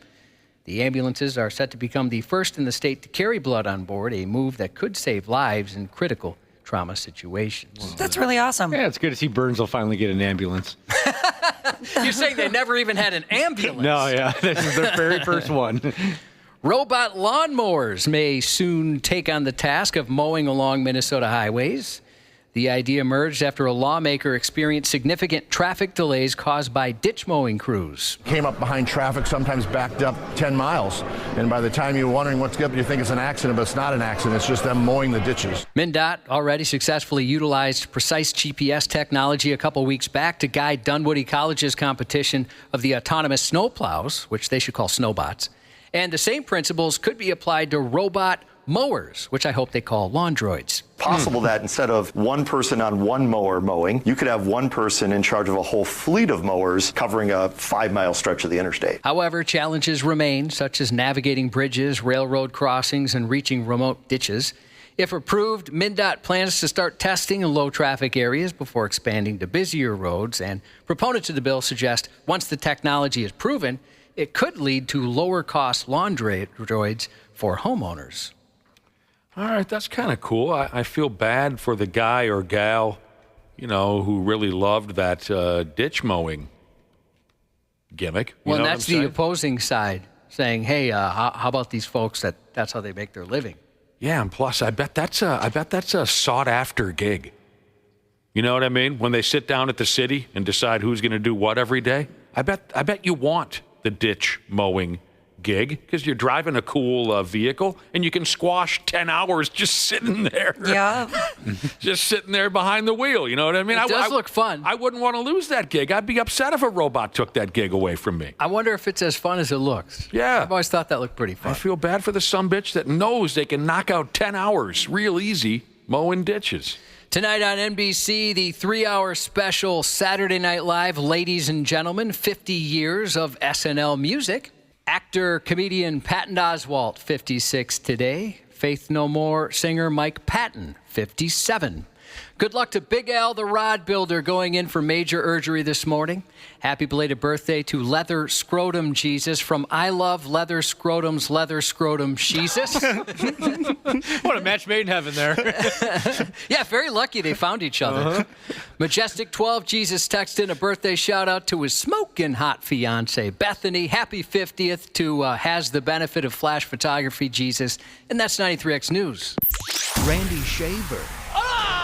What the hell? I just saw your balls. They're hanging out. Oh, my God. Balls are disgusting. They're hideous. On the Half-Assed Morning Show. On behalf of the National Football League, it is my honor to present the George Halas Trophy to the National Football Conference champions, our Philadelphia Eagles. When you signed for the free agency, did you think this could be a possibility to go to the Super Bowl your first year as an Eagle? Of course, that's why I came here. Like I said last week, came to Philly to be part of games like this, and nothing better than a game where you can advance to the Super Bowl. The number one goal is always to come out here and win, and I think the beautiful thing about this sport, about this team, is finding ways to win in multiple ways. We need to find it in us to mess it up one more. Chiefs Kingdom, we're headed to New Orleans to make history. Pat Mahomes is phenomenal.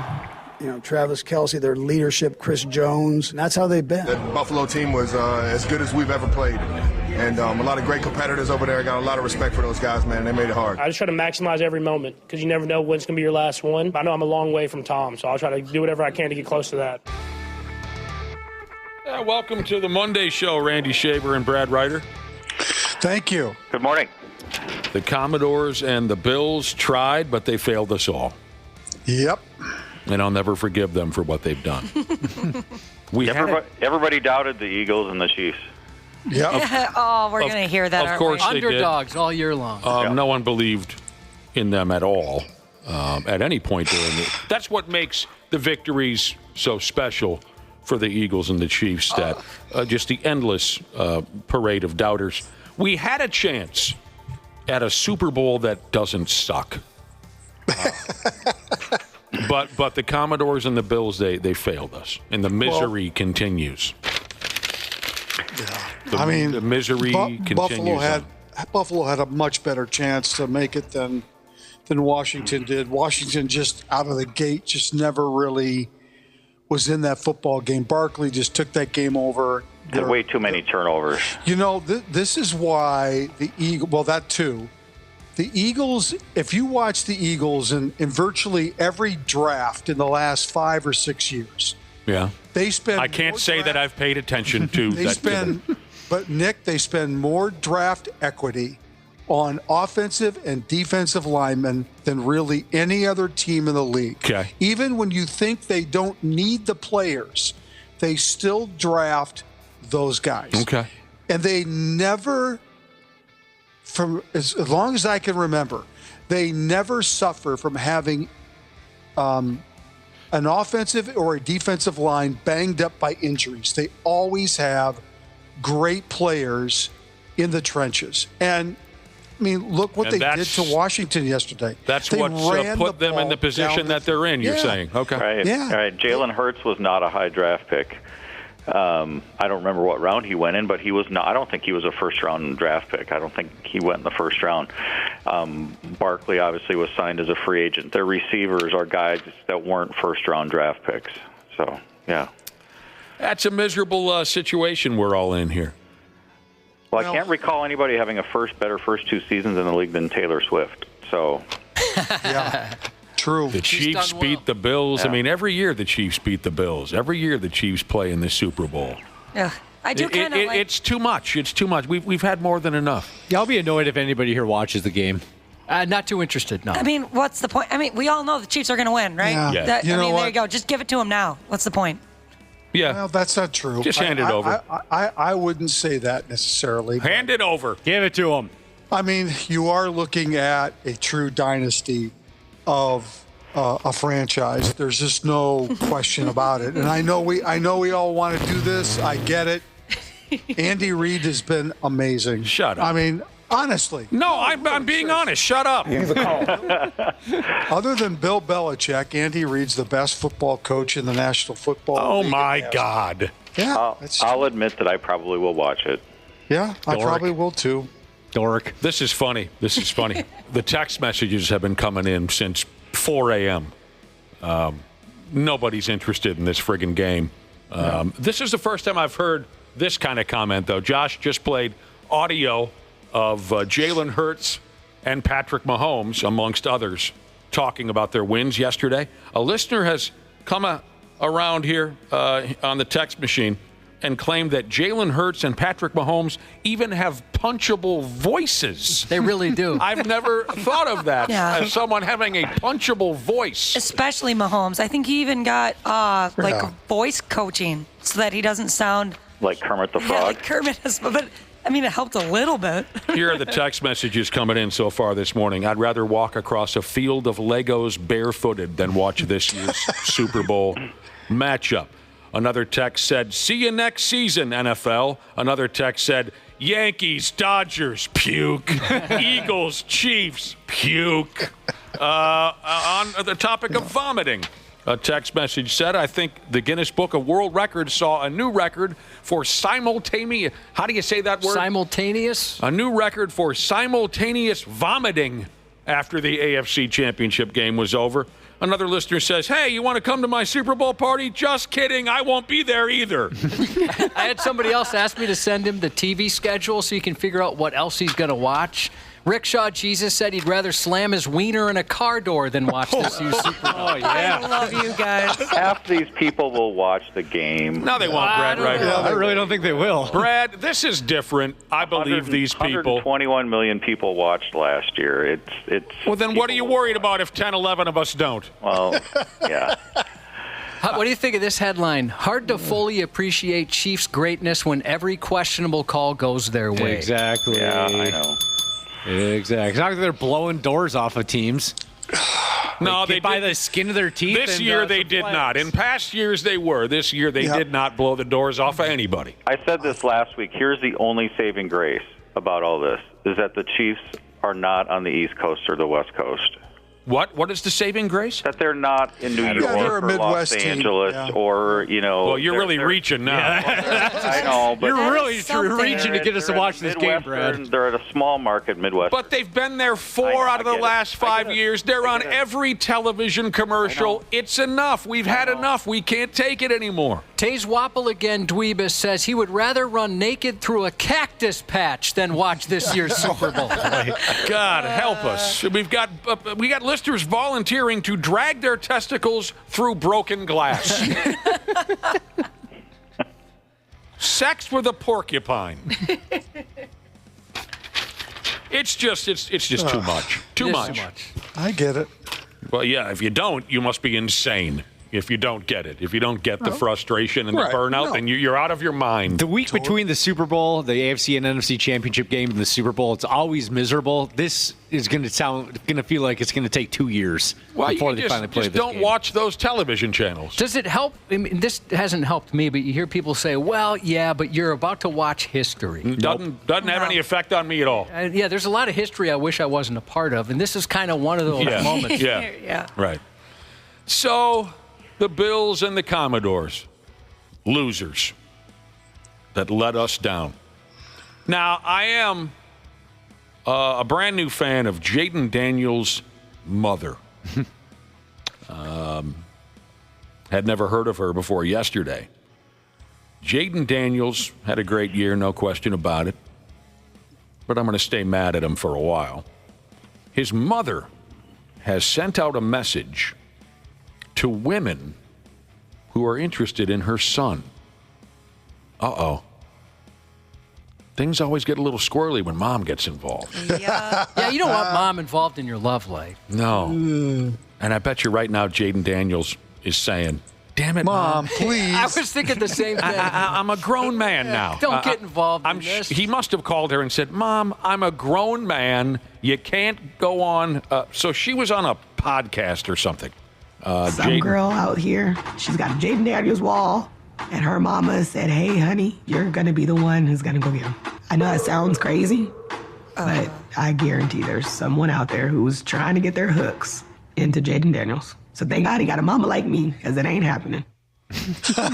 Yeah, Josh, you asked me earlier if that's the type of boy mom I was talking about. That's like the perfect example. That's what people talk about like the overbearing. She's overprotective. Yeah. She's a boy mom. And she calls her son by his first and last name. Now, that would only happen to me if I was in trouble. Oh, yeah. Yep. Oh, they throw the middle name in there? Middle name was real bad. Yeah, you better just start packing your bags. Yep. I did not notice that. That might lead me to believe that she's a little stuck on herself also. Could be. If she wants to make sure when she says Jaden, she's referring to, Jaden Daniels, the quarterback for not just every average Jaden. This is Jaden okay. Regina Jackson is her name. Someone asked her what she's most concerned about now that her son has become a success in the National Football League. And you heard the audio. She said, girls. She sounds like one of those moms that are like so obsessed with their son that like when they get married, they take offense to it. Like, you're taking away my baby. Oh, don't even start with that. Yes, they're just inconsolable that another woman has entered their son's life. Yes, I know. So weird. It is weird.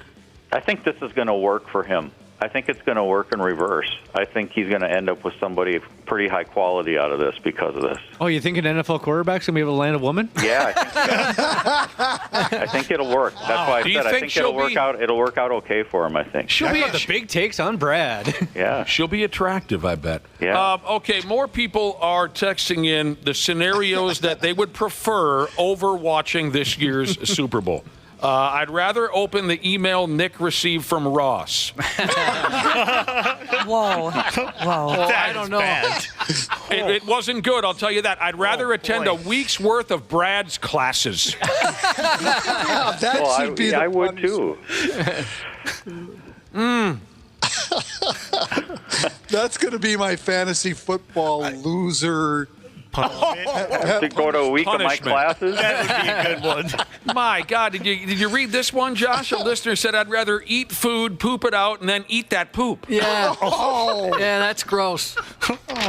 Then watch this year's. I'll tune into the Super Bowl over that, I think. Jaden Daniels' mother is worried about them girls, is how she put it. Some girl out there, she's got a Jaden Daniels wall. Do people still do that? Oh, I don't know. I mean, probably. Well, did you never had a new kids, or well, you're too young. Yeah, you never had a Vanilla Ice poster, or what about your guy like Kelso? You didn't have any like that, or Max Kepler. Oh yeah. Yeah. Who are you referring to, Josh? What's his name again? I forgot. Ashton Kutcher. Yeah, Ashton Kutcher. Ashton Kutcher. You loved him. You didn't have a whole wall dedicated to him and a Guess ad and then a picture from the 70s show. And Oh, okay. Well, yeah, teenage girls, young women. Yeah, like Teen Bop magazine they're posters into that. all over the wall. Oh my gosh, I remember that magazine. Jaden Daniels' mother said there's some girl out there. She's got a Jaden Daniels wall, and her mama said to her, "Hey, honey, you're going to be the one who's going to get him." What mom would say that to I don't their daughter? know. And I know that sounds crazy, but I guarantee there's someone out there who's trying to get their hooks into Jaden Daniels. And I bet you Jaden is not enjoying any of this. Not even a little bit. There was a clip where he's asked about it, and he goes, "Yeah, that sounds like something she would say." Aww. So he's used to it, apparently. Defeated. Scrapbooking. People would rather scrapbook with their wives than watch this year's Super Bowl. Colonoscopy with a jackhammer. Oh man. Working 24/7, Jesus would rather eat your grandma's clam chowder than watch the Super Bowl. Man. Oh. Wow. Penises stuck to ice. Oh. We had a story earlier where a guy got his naked penis stuck to a sheet of ice. Oh. Chris Lindahl billboards in their homes. I had one. Yeah? Yeah, well, not a full billboard, but a smaller one up on the wall. Oh my gosh. It's not a popular. It's not a popular idea just yet. This year's Super Bowl, people are not. I mean, Kendrick Lamar is going to be the halftime show. My wife's excited about that. So if I can figure out exactly what time that starts at, I'll watch that. I'm glad. Halftime show like 2 years ago. Huh? He was part of the halftime show like 2 years ago. He wasn't much. So he wasn't like a huge part of it though. That was 2 years ago. What is she like? So who is this guy now? Kendrick Lamar. I wouldn't know him if we were 69ing. I love it. I bet you would. You've never once asked someone's name before 69. No idea. That is a fair point. I believe you made the same point last time I brought up such a scenario. And you're right. You have to ask people's names. There seems to be many different versions of these year-end awards, no matter what the sport. You got the writers and the players and the Associated Press and all that. So I don't know which one you care about and which ones you don't. But I'll tell you this, former Vikings quarterback Sam Darnold was named the NFL's most improved player. That was a vote done by the writers. See, I'm just throwing that your way. I don't know if you care at all. I can't debate that. I mean, you can't debate it. No. Why can't we debate it? Well, because he had a very much improved season. Oh, I thought you meant we can't debate the writers. No. Yes, he had a wonderful, out-of-nowheres type of a season. Who else was on the list? I don't know. Award. Okay. I can tell you this much. I would say Joe Burrow was named the comeback player of the year. See, you could almost name Sam Darnold that player. Right. Well, what was Sam Darnold coming back from? Just being terrible. Yeah, having a bad.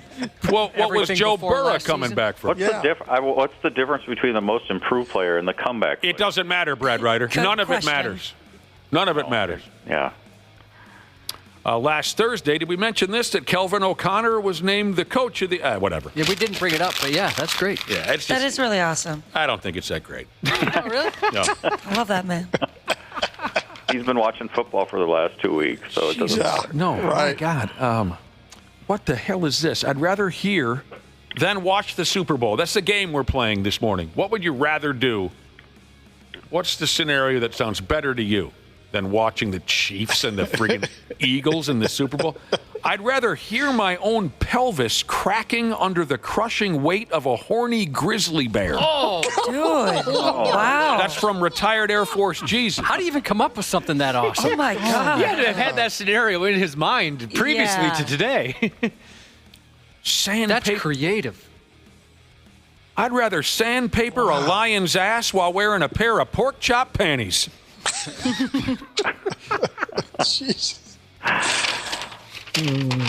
Old-timey football coach Pete Carroll has agreed to coach the Las Vegas Raiders. How about that? 73. Also last week, the Cowboys promoted offensive coordinator Brian Schottenheimer to head coach. This comes after they Why doesn't Jerry Jones just be the head coach? What is so funny about Brian Schottenheimer? Because it's an internal candidate that Jerry Jones can just run over. He can pick up the phone every day and call him and tell him what to do. Oh, what a joke. Yeah. Just coach the team. Is that Marty's son? Yeah. Yes. I loved Marty Schottenheimer. He's dead, right? Yes. I think so.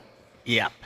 They gassed the Beavers, and now they hired Brian Schottenheimer. I loved Marty Schottenheimer so much. The Browns, if John Elway just would have went to play baseball, Bernie Kosar and the Cleveland Browns would have won 3 friggin' Super Bowls with Marty Schottenheimer as their head coach. Ernest Biner. He crossed the plane. Look at the replay. He crossed the plane. Did. Oh, man.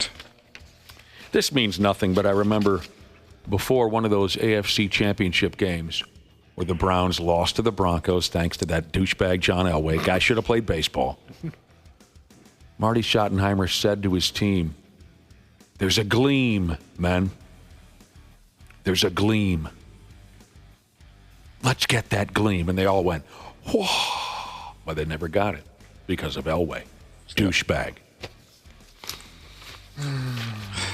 Timberwolves play at home tonight against the Atlanta Hawks. 7 o'clock tip-off. You can watch it on your television set on the FanDuel channel. They beat the lazy-looking Denver Nuggets over the weekend. Yeah. The Nuggets looked lazy.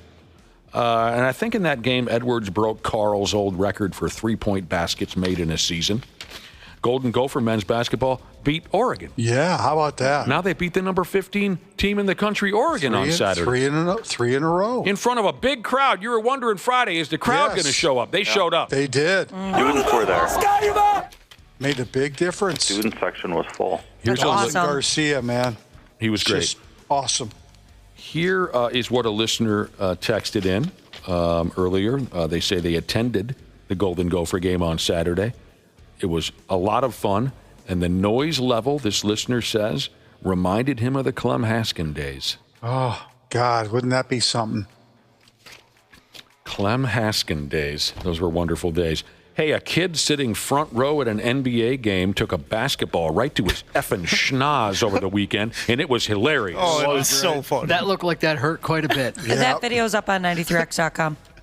Check that out. Caught a fan sitting next to the Dallas bench, and players from both teams over there to make sure that the young fan's okay. I think it's more just got scared and more got shocked.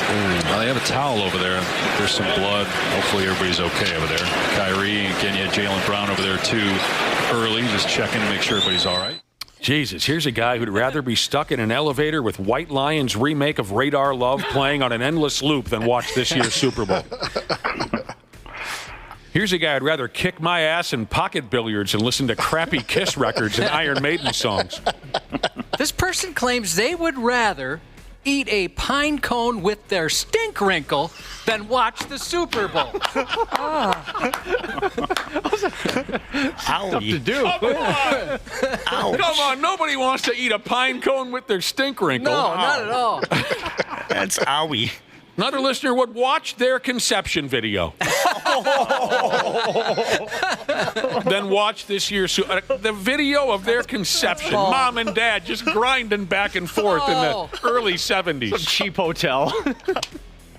The name calling, the dirty talk back and forth and everything is what they'd rather watch. This kid getting hit in the basketball, he didn't get hit in the basketball. This kid that got hit in the face by a basketball, this was at a Dallas Mavericks game. Kyrie Irving tries to chuck a, how do you call it, a cross-court pass and just zipped right into this kid's mug. His nose sprung a leak on him. It was great. I wish a little kid would get hit in the face by a basketball at every NBA game. You're just waiting for it to happen. What else is going on? Because we don't got all day. We got a guest coming in. Oh, I don't know. Jerseys. People love to buy jerseys. Stephen Curry's friggin' jersey's the highest selling NBA jersey so far this season, if that does anything for you. Followed by LeBron. That kind of surprised me because I feel like everybody who wants a LeBron or Curry jersey has one at this point. I know. That's But a every good point. day, some 12-year-old wakes up and realizes, I got to go get a. And every year, teams seem to tweak the design of their jersey. Well, that's true. Sure. Oh, sure. Yeah. Number 1 was Steph Curry, NBA jerseys. Number 1, Steph Curry. Number 2, LeBron James. Number 3, Bronny James. No. Then Jason Tatum, No. Jalen Brunson, Wembayamba, Edwards, Morant, Dinkus. Wembayami? What's his name? Dinkus from the Mavericks? Lukic, whatever. Freak, the Greek freak, stupid Jokic. Imagine being a kid on Christmas. Hey, we got you the Lakers James jersey you wanted, and it's a Bronny. Not LeBronny. I wanted LeBron. Top selling NBA team jersey is the whatever. Washington, back to Washington Commodores quarterback Jaden Daniels. He has the top selling jersey in all of sports since the start of the year 20 and 25. Wow. Wow. I would not have guessed that. No, you're not smart enough to guess that. You're right. Since the start of this year, 2025, so just this month. Oh, yeah. I guess we just started the new year, didn't we? Yeah. I didn't realize that. That would make sense then. I'd rather go to Maple Lake, get my ass kicked at a Johnny Holmes street dance. East Winstead Jeezy would rather go to Maple Lake and get his ass kicked at a Johnny Holmes street dance than watch this year's Super Bowl. Last in line for Josh's mom's gangbang. We're going to be waiting there for a while. Man. God. Oh, no. What? I'd rather count. This goes back to a story we told last week. Brad and Randy are going to be totally in the dark. The rest of us, time of our lives. I'd rather count all of the Vikings, the whole Vikings roster. How many guys are on a roster? 54. Okay. 2. I'd rather count all of the Minnesota Vikings spokes. Oh. Wow. Oh, boy. You know the spokes, Josh? Yeah. We talked about it We last did week. talk about that. Bet you lose count just at the O-line. The O-ring line. I'm going to have trouble from here on out. You're sitting on a stool counting all the spokes. 1, 2.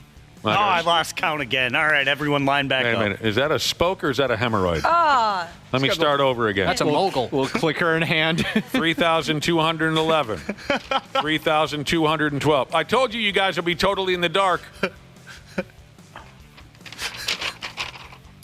Pigs needed a win last night. By God, they did. And they won in Chicago. 3-2. 4 if you count empty net goals. Well, 4-2 Marcus's goal. So I don't care. count I don't it. care who scored it. You got to count it. I don't care if we've made him into a somebody on this radio show. It's still an empty net goal. He almost had 2 empty netters last night. Jesus, what does he want to be thrown out of the league? Matt Boldy had 3 assists. Last night's game was the beginning of a 5-game road trip. Maybe this will be, how do I say this, Josh? A step in a different direction? A turning point? Yeah. They're at the Toronto Maple Leafs on Wednesday night. Golden Gopher hockey got absolutely curb stomped in Game 1 over the weekend against Michigan State. But then on Saturday, they got a tie. That was a brutal beating on Friday night. Yeah, it was kind of funny. No, it wasn't. Well, I can always find humor in a brutal beating. I don't know. Taking it too seriously over there, Wapple. Anybody who gets I beat. love Gopher hockey. Well, so do I. But sometimes, Dana, off air, tell them about how beatings are funny. Getting ready for baseball season. Bleacher Report must be getting ready for baseball season because they're writing up articles left and right. Well, what about Brad Ryder and Randy Shaver? Does the talk of the upcoming baseball season do anything for you? Sure. Absolutely. Okay, because Bleacher Report wrote up an article naming every big league franchise's greatest first baseman of the last 25 years. Now, they're going through every position on the ball field. leading up to the season. So this time, every big league franchise's greatest first baseman of the last 25 years. So who did they name for the Minnesota Twins? Go ahead. Doug Mankiewicz. No, he was honorable mention. Justin Morneau. That's right. Justin Morneau. Nice. Easy choice. Yep. They say the best Twins first baseman since Don Papa Bear Jackson. Now they said Ken Herbeck. Shortstop. So they've already done shortstop, and they've already done third base. Who was the Twins shortstop? Correa. Really? Best shortstop for the Twins of the last 25 years. They called it. They went ahead with Carlos Correa. Yeah. Honorable mention to Jorge Polanco and Christian Guzman. Third base, Corey Kosky. Honorable mention to Trevor Plouffe, Royce Lewis, and Josh Donaldson. Yuck. Corey Kosky will be officially inducted into the Twins Hall of Fame this summer. One of the greatest defensive third basemen to ever play for the Twins. Well, at least since Don Papa Bear Jackson. Yeah, got to factor him in. And maybe the first Twin to go into the Twins Hall of Fame who's still actively playing baseball. There you go. There you go. Town ball hero. Get your tickets. Get your tickets August 17th over there at Target Field. That's when Corey will be given the treatment, the 41st member of the Twins Hall. Well, that's pretty cool. And like you guys said, he still plays town ball with his sons. Very active. He's an active, very older active citizen. Coach yes, and player. They say that's the key to it all, Cubby. When you get older, is to stay active. Yeah. Yes, it keeps you young. And wasn't he a great volleyball player too, or am I just making that up? I have no idea. I don't know about that. Great volleyball. So. I'll tell you what. I'll tell you the guy can play hockey. I played hockey against him. Yeah. I played hockey against him once, and it was no joke. My old man has always said that if you stop moving, that's when you die. Well, especially if you're swimming. Yeah. Without a life jacket. You stop moving and you die. Yeah, if you stop using your body, that's when you check out. Well, tell him to keep his opinions to himself. Played hockey against Corey Kosky, and if I'm not mistaken, I mean, there were all kinds of old pros out there, and I think Kosky scored something like 4 goals in the game, and this was back, the Wooger was out there dangling fools. This was, name a retired hockey player. They were at this game, and Kosky was hanging right there with them. And, okay, fine, he had a few garbage goals, but whatever. He was a hell of a hockey player. That ought to be fun. That ought to be fun. It's always fun when they do the big. Yep. They bring all the old timers out. They're sweating it out, wearing some silly jacket. It's 104 degrees Speaking out. Speaking of old timers, Brad, how was the deal with your dad? It was really fun. It was a good day. They do, as we've talked about many times, the Twins do such a great job with their alumni. I mean, the Twins and the Vikings, hands down, the best two teams in town as far as getting their alumni back involved. And the Twins had them all back there on Saturday, and it was really fun. It was really special. Was it just me, or did Rod Carew look great? That was a good picture that I sent. To be honest with you, yeah, he does look like he's slowing down a little bit, but I mean, my gosh, the fact that he still flies up from California for this and takes part in it for 3 days. I mean, I think, he's doing okay, but I thought it was a great picture, and to me, I thought it's the best he's looked in a while, just because you're right. He's looked like he's a little bit more frail than he's been in the past. When you look at the signatures, because my dad, got those 5 guys to sign a ball in the line that we went through, his signature is not legible anymore, and it used to be very legible. You know what I'm saying? And I think he is slowing down a little bit. So let's hope that he continues to have decent health over the next few years. You and the old man had a fun time at Twins Fest. Yeah. Good to hear. That's awesome. You met everybody.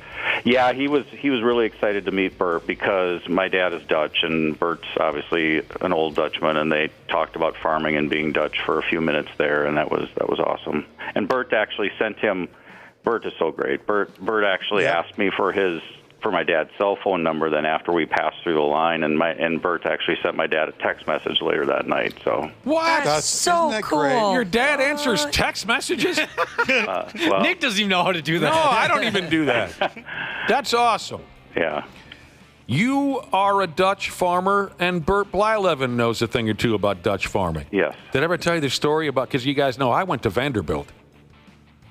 Did I ever tell you the story about when I ran into Jay Cutler, or was it Wake Forest? Vanderbilt. I went to Vanderbilt. I ran into Jay Cutler in a bathroom once, and I brought that up. He did not respond positively.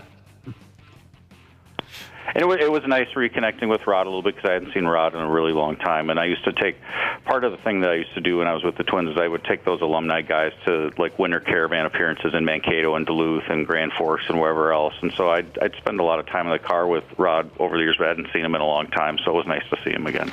I'm happy to hear all that, Brad Ryder. Yeah, that's great. That's awesome. What is all this now? I saw an article on how much it's going to cost you to watch the Twins this season. So what, they have their own network or something? Anyone know anything about this? Mm-hmm. Twins TV? Yep, that is the case. So you can buy the package. I think it's $100 for the season. Right. Oh, that's not too bad. Or $20 a month. Oh, I'll probably do the $20 a month and then pay way more than $100. I think that's a really good deal. Okay. I don't understand these kinds of things. So if you say it's a good deal, then I'll buy it. Well, I mean, you're looking at, 162 games? Yeah. It's 150 with this package. Yeah, I think that's a really good... Less than $1 a game. If you're a passionate Twins fan who likes to, maybe you don't watch every game, but you want the ability to watch, I think it's a good deal. Speaking of the Twins, here's a listener who would rather bathe in the old urine troughs at the old Metrodome than watch this year's. Oh, my God. Those were gross. Makes me think of that video from Wrigley Field of a guy slipping sliding through it. Oh, that's such a bad video. I love that video. It's horrible, but it's just so wonderful at the same time. The splash that man was able to create in a narrow urinal. Yeah, that was quite the wake, wasn't it? I mean, that sumbitch clogged up on him. It was a home opener. Oh, man. The old troughs at the old Metrodome, yeah, those were something. I once watched a guy climb in. He stood in the trough and peed on the wall. Oh, God. Jesus. Just to mix it up a little bit. Oh, man. You never knew what you were going to see when you walked into those bathrooms. All right, so this year there's going to be a Twins TV type of a setup. Again, Major League Baseball took over the scene here, and you got to pay a few bucks. Cable, satellite, streaming providers. You got all kinds of options. I guess this is you guys are treating it like a positive thing, so I'm going to go along with it. Well, look, if you're again, you have a choice, and if you want to watch the Twins, and I think there's a lot of people that do, I think it's a reasonable amount of money. Well, no, for someone says it'll still be on FanDuel also? No, that's incorrect. No, that is not correct. Just give me a heads up the day before the home opener. I'll get it figured out. I don't get this stuff. Oh, man. And finally, boys, we've covered a lot. I don't know. This was clickbait for the most part. They call it a fight. This wasn't much of a fight on the track at a Supercross event. It was the third race of the Supercross season this past weekend at Angels Stadium in Anaheim, California.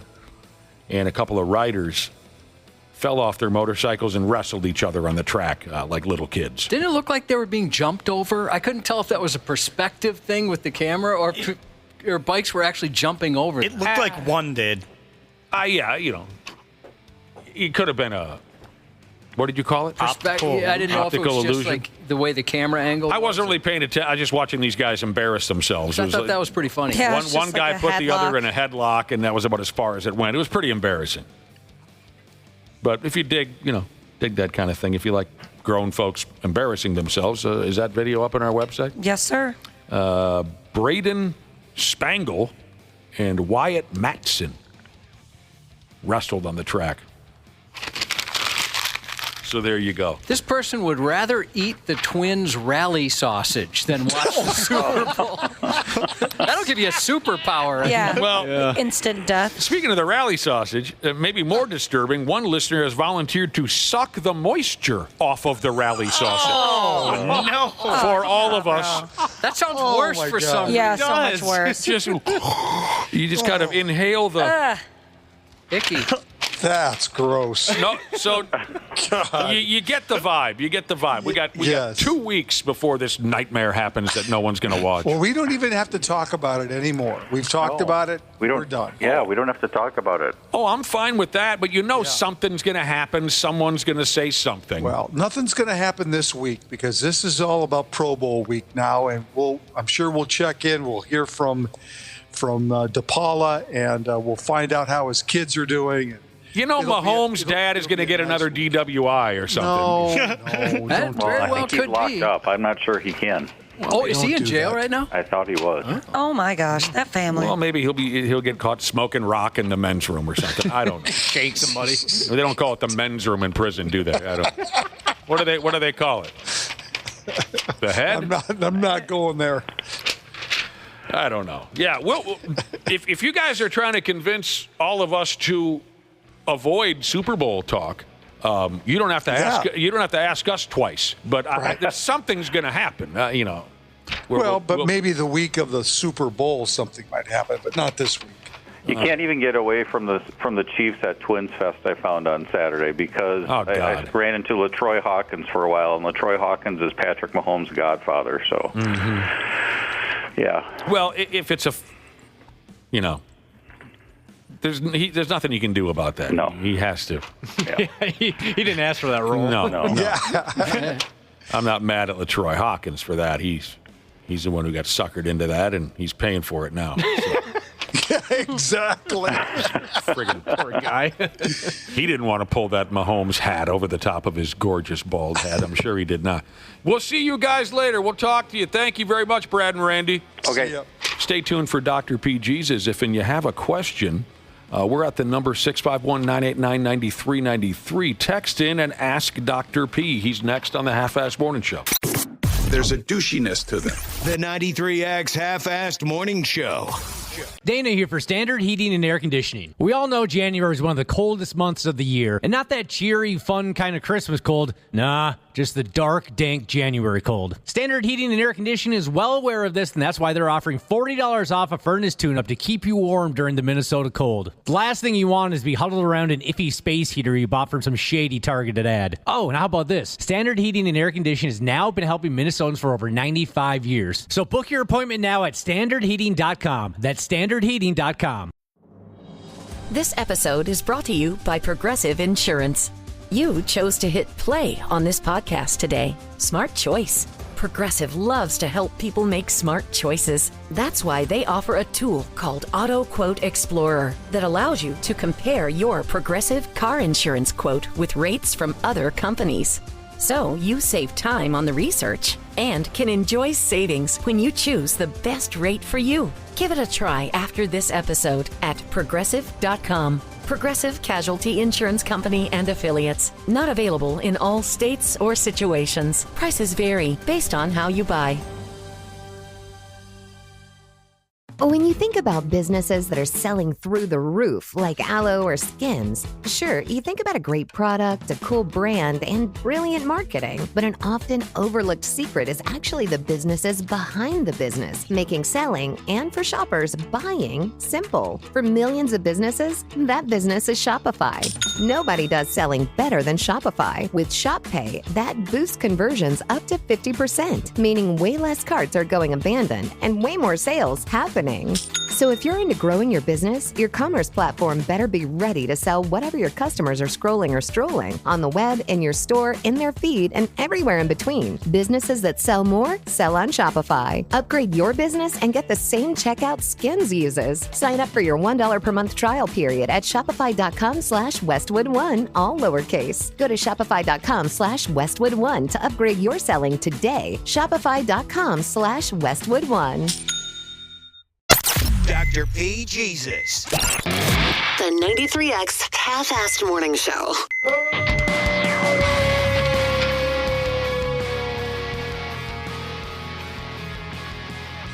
That's right. We're back. And with a special friend in studio. It's 8:23 here on the 93X Half-Assed Morning Show. Dr. P. Jesus is here. Text in your health questions to the number 651-989-9393. Hello, James. Hello, how are you? Welcome back. Thank you. Good to be here. It is wonderful to have you back. You know, earlier on we were talking about how sitting on the toilet too long, you can catch hemorrhoids that way.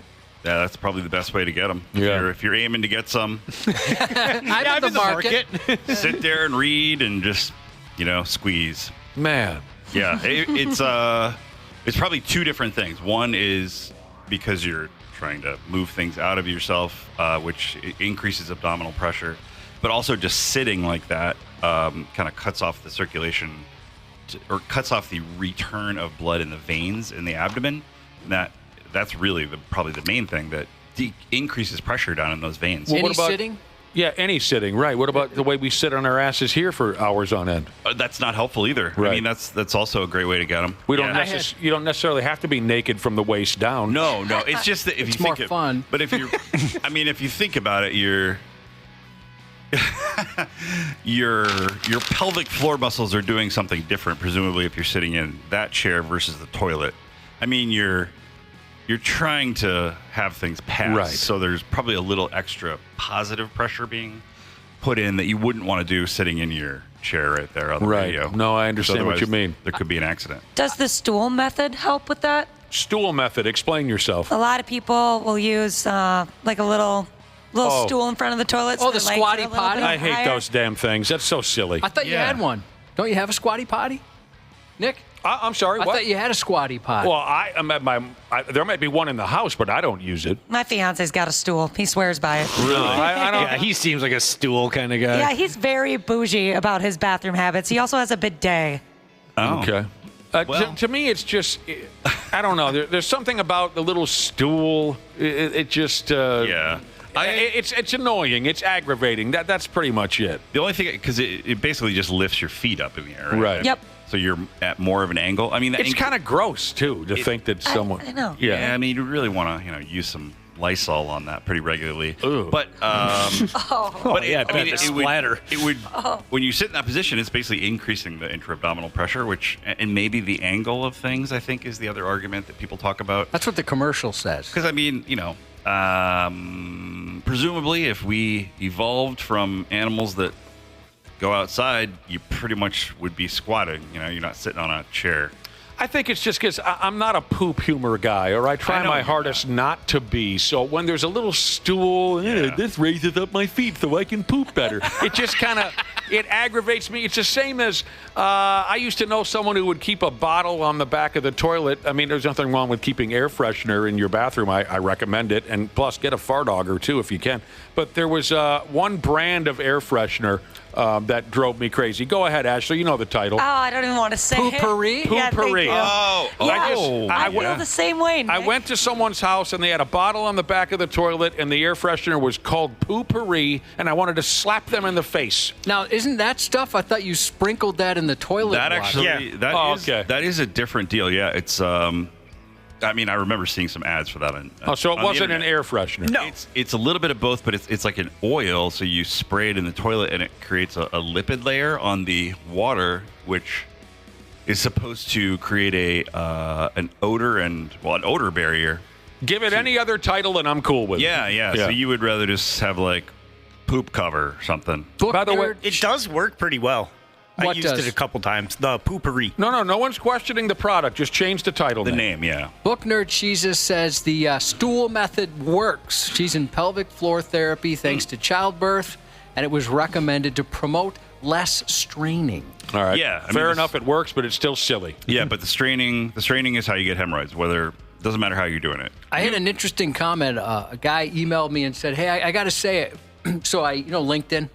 Sure. Like basically your online resume. Brad Gillis, George Lynch, Paul Gilbert. Give us the rundown of rock stars that you're tight with on LinkedIn. Dave the Snake Sabo. Who else do I have on? I wouldn't say tight with, but connect. Kiko,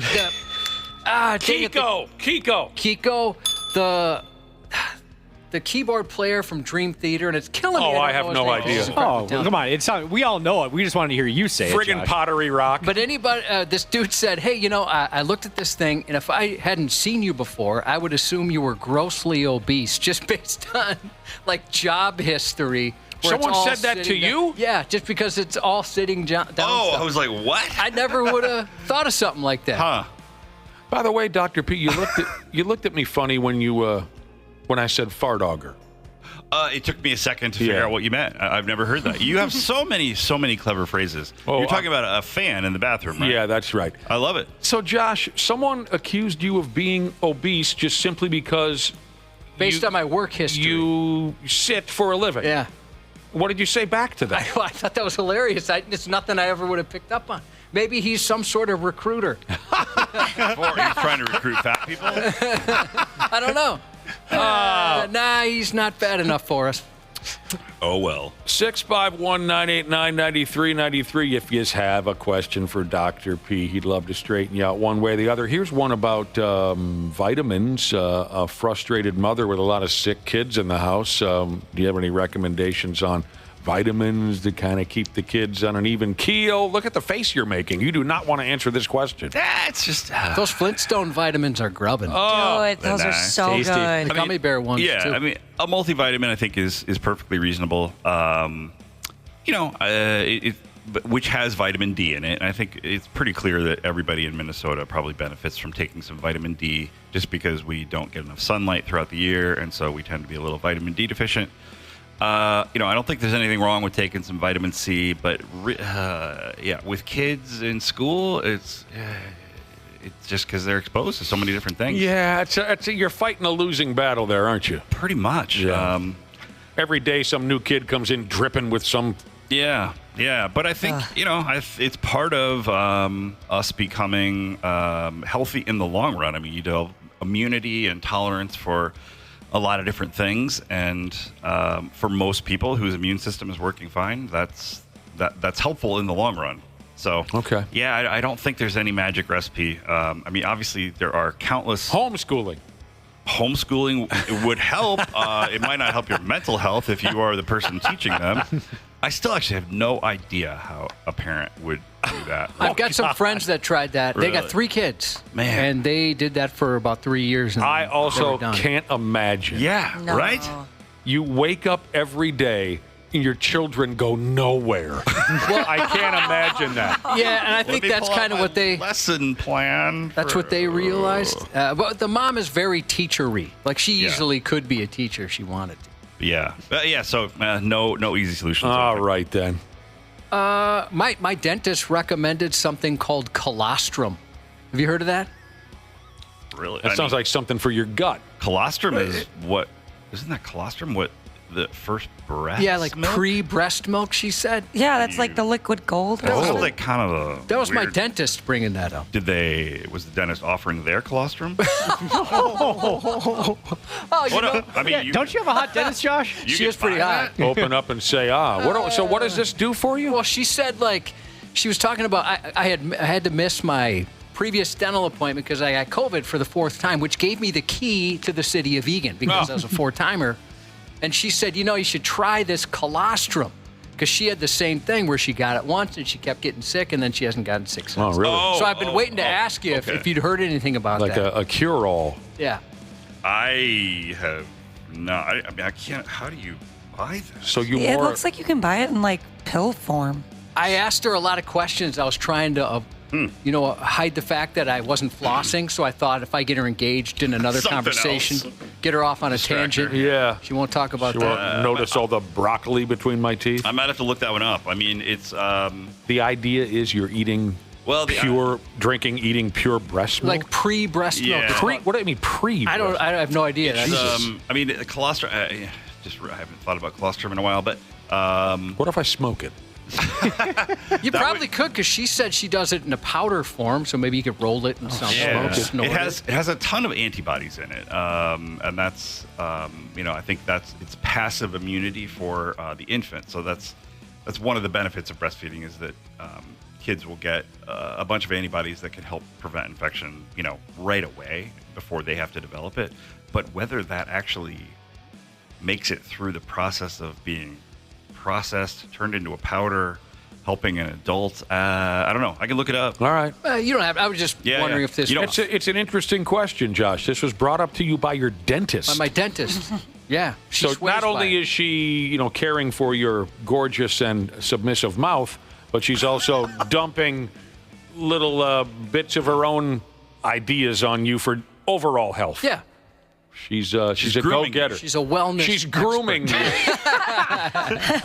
Dr. P. Jesus, whooping cough for a grown person. And I say it, that doesn't what it said in the text. I always thought whooping cough was something that just little babies get. Whooping cough, have had it twice in 3 months, this listener says. At what point then the lung falls out? At what point does the lung just fall out? So pertussis is whooping cough or whooping cough. It is something that mostly affects young children or will have cause significant illness in young kids, which is why there's immunization. That's why if you are pregnant or if you are the spouse of a pregnant person or really even like grandparents, siblings, it's recommended for all those family members to get re-immunized or updated when a woman is pregnant so that the baby is not exposed to pertussis by accident. Oh. But adults can get whooping cough. Having it twice in 3 months sounds unusual. It's one of those things that it's a little hard to test for it, and I wonder if that's not a positive test that just never went away because of how it's looked for. You really have to do it's sort of reminiscent of COVID swabs where they would stick the swab way back in your nose, like tickling your brain. Right. That's really how you're supposed to get the sample. I got off on that. I don't know about the rest of you. No, I did too. There was a spot I didn't know back then. I'm with you. There's one time she tried to pull it out, and I said, no. I grabbed her hand. I looked her in the eyes and said, no, let's keep this up. Oh, God. Nice. I love you. But so it just seems unusual because you would get it, which is that would help build up your immunity and should hopefully prevent you from getting it again. But the most common test is a PCR test, which can basically look for any remnants of the DNA. It's DNA, I would think, or RNA. No, it's DNA for pertussis. At one point or another, can the lung just fall out? I mean, it's just it causes a significant lung infection. But mostly for kids. For adults, it's usually just really annoying. All right. Sounds annoying. But the cough can persist for a long time, even after you're well. And we actually got a couple of people that said they have some persistent coughs. Yeah, it can last for, my wife's weeks had one. At least, if not a couple months. Everywhere I go, everyone's coughing these days. My wife is on her second month of this crazy cough. And I got to tell you, after 2 months, it's not annoying at all. It is funny. Have you noticed? I'm a little surprised. People in public, I would think after the pandemic that people would be more willing to just throw a mask on if they're sick in public. What pandemic? Yeah, right. But people aren't. I went to the DMV to renew my tabs and you didn't invite us? And my God, there were people hacking in there. Yeah, and I've noticed it everywhere. I thought we were supposed to wear masks now. No, but I get it. I was in a waiting room not too long ago, and this lady came and sat right next to me, and she was just coughing up a storm, and I was like, why me? Why'd you have to sit next to me? She's coughing into her hand, I got not her arm. Just give me your hand and rub it on me. Get it over. Yeah, I'm like, you just want to cough in my face. Just cough right back on her. Yeah. Florida Hockey Jesus has a question about hives. I continually bust out in hives. From what I've researched, it's like stress hives. Right now, my face is itchy and swelled up. Spots happen, feels really hot. The VA isn't doing anything for them, but giving them steroid shots. They don't seem to be working. Nothing's working. Also, I play hockey. I get bad athlete's foot. What can I do for these skin issues? Jesus, criminy, athlete's foot. I've had that since I was a kid. Hives. Sucks. What about hives? Well, hives, it's a allergic reaction. Typically, it's your immune system. My dad had it, and it seemed like it was very painful. He was miserable. Yeah, typically it's mast cells that are in your blood, and they release histamine when basically they develop and have receptors for various things that you might be allergic to. And if you're exposed to those, it releases histamine and makes you itch. Again, if you go back to the evolutionary process, presumably it's just supposed to help you stay away from things that are causing you trouble. But it's not always that simple. So having allergy testing and trying to figure out if there's something identifiable is helpful. But there are, I think we might have talked about this a couple times ago, cold urticaria, which is even just being exposed to cold can cause essentially itching and hives. People can get stress-induced hives. One thing is it definitely hives? Hives have a certain appearance, probably a certain pattern. Did they say their face was swollen?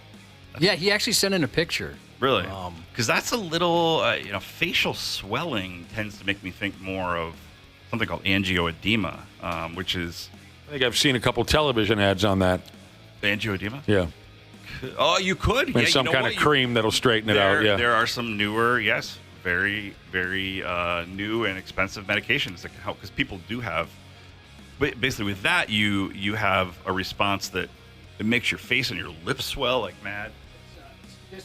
Josh is showing Dr. P the pictures of this guy right now with hives or angioedema.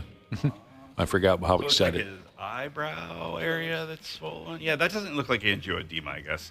Angioedema is, at least classically, it's crazy. It's like people's tongue will swell up, their lips swell up. They look like a bloated fish. So, yeah, basically seeing an allergist and trying to figure out if there is something that you're being exposed to, but also just thinking about, have you changed soaps, detergents, fabric softeners, lotions, the common things that kind of your whole body's exposed to. Right. What about the athlete's foot? Okay, athlete's foot would be totally unrelated. You haul that all the way to your grave. It's pretty tough. Hockey gear especially that's a nice way to grow some. Oh yeah. Fungus. Oh man. So yeah, I think probably just really aggressively treating your hockey. Don't they have don't hockey centers have machines to dry? Yeah, dry, but also decontaminate somehow. Hell, I don't know. It might be. I've heard stories about. I think it's an ozone machine, maybe. Fancy. So that can kill off at least the bacteria. I'm not sure about the fungus, but using antifungal stuff in your skates, and then using powder or cream pretty regularly after you play and stuff. I've had athlete's foot since I was a kid, and the bonus there is a bonus. I'm excited to hear this.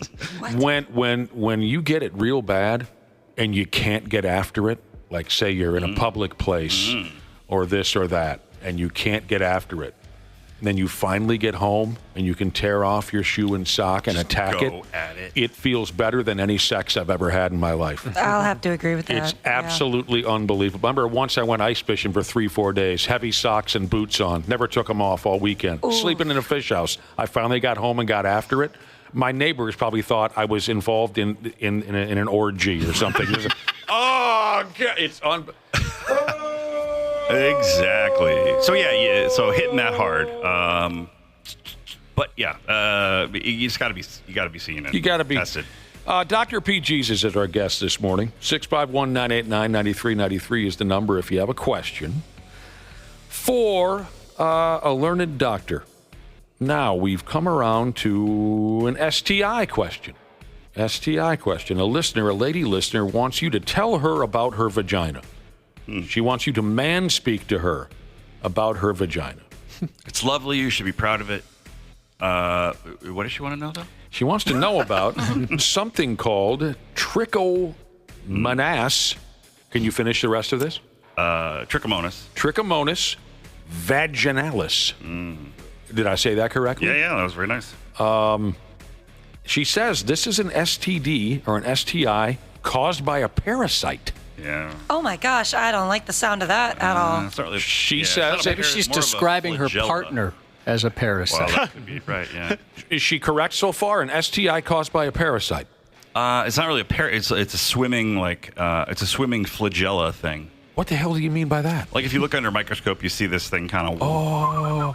Actually, it's swimming around. I don't like this. I'm reading about it. It does not sound fun. It's like an actual animal, basically, not a bacteria. Really? Oh, that makes it so much worse. It's a living, breathing, thinking being? Yeah, it's totally sentient. How does that happen? No, it's not that big. But can it control your thoughts? Sort of like an amoeba. Kind of. Okay. Kind of she says it's one of the most common STIs. Oh, I've never heard of it. It is? It's on the list, yeah. Okay. This is all new to us. Yeah. Can guys get it too? It's a good question. Only one way to find out. Yeah, Well, I guess he must have gave it to her. Yeah. Well, I'm assuming it Actually- was a he that gave it to her. Right here on the Google machine, it says Yeah. in men it occurs only in the urethra. Not the vagina. So you already. Yeah, so it can be tricky because it's something that men probably can have a little bit, but they don't tend to hang on to. Nah, we'll give it to you if you want. I'll keep mine. Because there's debate about testing men for it. Because I don't think you can test by urine, so that one might be. What's one it called? You gotta I'd never go up in there and get it. Trichomonas. Is there like a different name for it? Trick. I mean, people often will. I caught the trick. I caught the trick. Yeah, and I don't know that it's. I'm not sure it's not as common as chlamydia and gonorrhea. It's not very subtle. I mean, it's a. Oh God, I hate when. Well, you already answered one of her questions because she wanted to know like what exactly it is, and we were all completely fascinated to learn that if you throw a microscope over the top of a vagina who's having this problem, you see swimming little characters. Yeah, but it's. I'd like to see that I'd like to see that video. It causes some pretty significant discharge. So that's the thing. Chlamydia can be. No. Sorry, chlamydia can be pretty subtle in the scheme of things. Gonorrhea, not so subtle. Trichomonas is typically not subtle at all. Discharge, bro. It's like you got a problem. So usually it's picked up relatively. Like if I have a 2-gallon bucket. How long is it going to take to fill it? Don't answer that question. But yeah, so it's and it responds to treatment. Okay. She was wondering if it was like crabs. Well, it's not, but it sort of is. Smaller than crabs. Yeah. Wow. I love this bit. Good luck, girl. That sounds awful. But you're saying it's treatable? It's no biggie? Yeah. You just hit it with some Raid or something? No, it's just a different medication. But we test for it all the time, though. So I think people just don't realize maybe because it's usually it's the same test that looks for bacterial vaginosis, which is a bacterial thing that also causes discharge. So it's and more often it's that and that's not a sexually transmitted illness. That's just an overgrowth of bacteria. But trichomonas definitely is. There's a thing called trichinosis, which is what you get from eating undercooked pork. Oh. So that's different. Oh, yuck. So don't confuse. You don't want either one of those. You don't want either one. We got to take a break. Which is worse? But trichinosis is pretty bad. Yeah. So avoid the undercooked pork. Undercooked pork. Yeah. Before we take a break, I just want to tell, since I mentioned crabs, an old high school gal friend of mine. That's how she found out her boyfriend was cheating on her in high school. Because she got into the prone position to dump one of those BJs on him, and she saw the crabs. Oh, no. The crabs were slingshotting back and forth off of his pubic hairs. At least she found out before doing anything. Yeah. We've heard before that those are kind of going away because of grooming habits. That's good.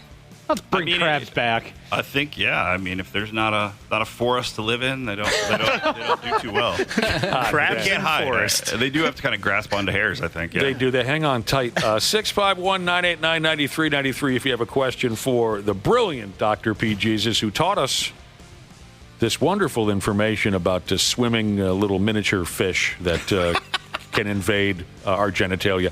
Hi, everybody. Dr. P. Jesus, welcome to the Half-Assed Morning Show. I'll tell you what. That's right, radio lady. We're back live with our in-studio guest, Dr. James Parnell, here on the Half-Assed Morning Show. We got time for a question or two before we GTFO. You wanted some time, Dr. P, to address something we talked about a week or so ago, some kind of cold water treatment. Yeah, somebody had texted in about cold plunge, I think. Cold plunge. Basically it's sort of like the polar plunge, but you can do it in a spa or that kind of thing, hopping into a very cold bath of water. Sounds terrible. I think they asked about, I can't remember if they asked about the benefits or, because I wasn't really sure. I mean, it's one of those things that it hasn't been very well studied, but there is definitely some evidence that it can help a bit with your immune system. Mm-hmm. It can help reduce some depression symptoms in people. Oh. It can actually help a little bit with insulin resistance, which can lead to diabetes. And obviously athletes use it primarily, they use it for recovery and decreased inflammation. So there is some evidence of that. There's a lot of variables in it, like, how long, how often, how cold should the water be, Some people say it might even be just the being brave enough to get in the water could actually give you some benefit because you're anticipating the cold. Oh, it's a terrible feeling. People who tend to do it tend to be more athletic and fit, and so there's all these biases in there. But does it decrease sexual desire, like the old joke where they say, go take a cold shower, that kind of thing? Oh, that I didn't see anything about that. I just think it does by cause shrinkage. Yeah, I mean, it definitely does. It causes vasoconstriction, so your blood vessels squeeze tight so that you keep the blood into to your heart and other organs, and then when you get out, your blood vessels dilate. So So you're saying there's some benefits? I think there's some benefits. There is some risk, though. I mean, if you're someone who's got heart disease, that shock of going in can potentially cause a problem. Oh, yeah, I bet. You don't necessarily want to put your face in the water, especially if you're an older person, because that humans, interestingly, have a thing called the diving reflex, which I think most mammals have, where if you put your face in cold water, it slows your heart rate down and makes you not breathe, obviously, because you're underwater. But that can set off some problems for people. And some people, again, if you've got bad circulation or heart issues, when you get out, your blood vessels have squeezed tight. Suddenly they relax. Your blood pressure may drop through the floor. I would hate to drop dead because I was messing around having a one-man cannonball contest in a tub of cold water. Yeah, you know what I mean? So I think probably for most people who are doing it, it's not a big deal. But I did a polar plunge once. Yeah, that was very cold. Oh, those are fun. I've done it a couple times. Why did you tell you about that? Was it a radio station thing they talked you into? Like a radio station, our charity department. I'm not a cold water guy. The only liquid I like cold is my Steve Weisers. Other than that just gives me the willies to think of water so I thought cold. I should give cold plunge. I'll give it one thumbs up. There you go. Let me ask you something here. Are you willing to break up a marriage live on the radio? Sure. Yeah. Happy to. UPS Golden Valley Delivery Jesus. Speaking of all these sick kids, I've been dealing with that too, he said. But my ex-wife he's already broken up. Okay, I missed the ex part. Maybe you can reunite him. My ex-wife almost murdered me when I mentioned that I might give my 13-year-old daughter some Dayquil. What does Dr. P think about Dayquil? What the hell's the problem with Dayquil?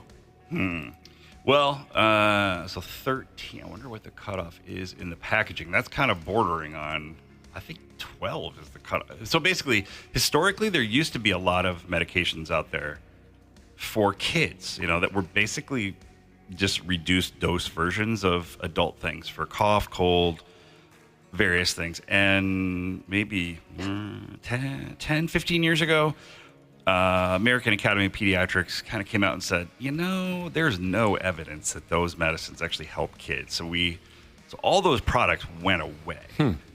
Even Motrin? Dude, I loved taking Motrin when I was a kid. I'm not sure that's good. That stuff tasted so good. I would like candy.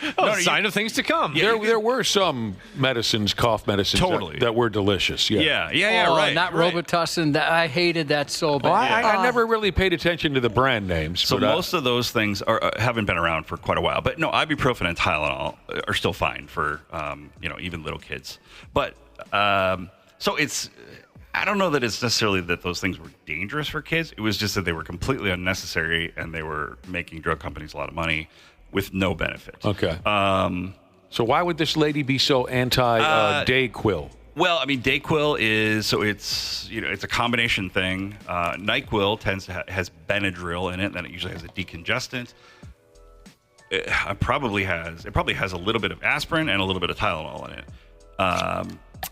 So that'd be a NyQuil. Dayquil doesn't have the Benadryl because it's not going to make you sleepy, but it's essentially a decongestant and a pain reliever, and an anti-cough medicine.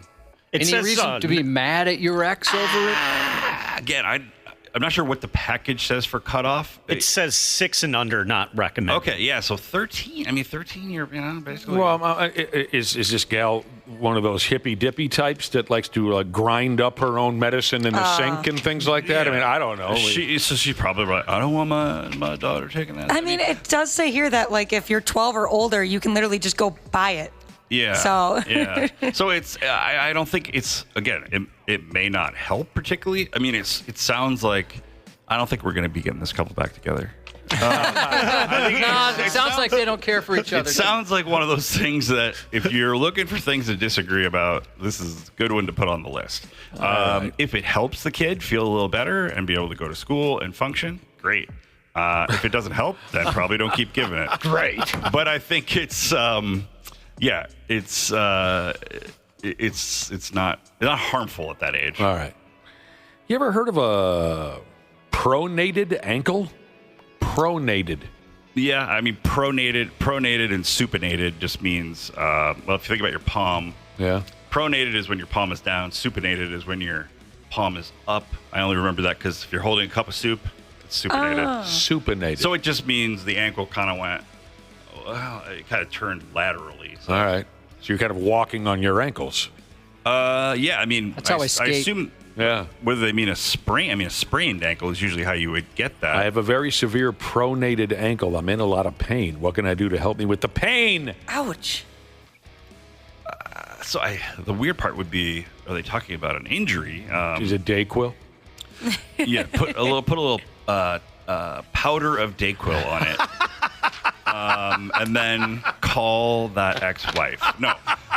Call somebody's ex-wife. So if it's an acute injury, the reason your foot is messed up is because you have torn some ligaments, and usually there's swelling and all that. But I get the sense they're not talking about that.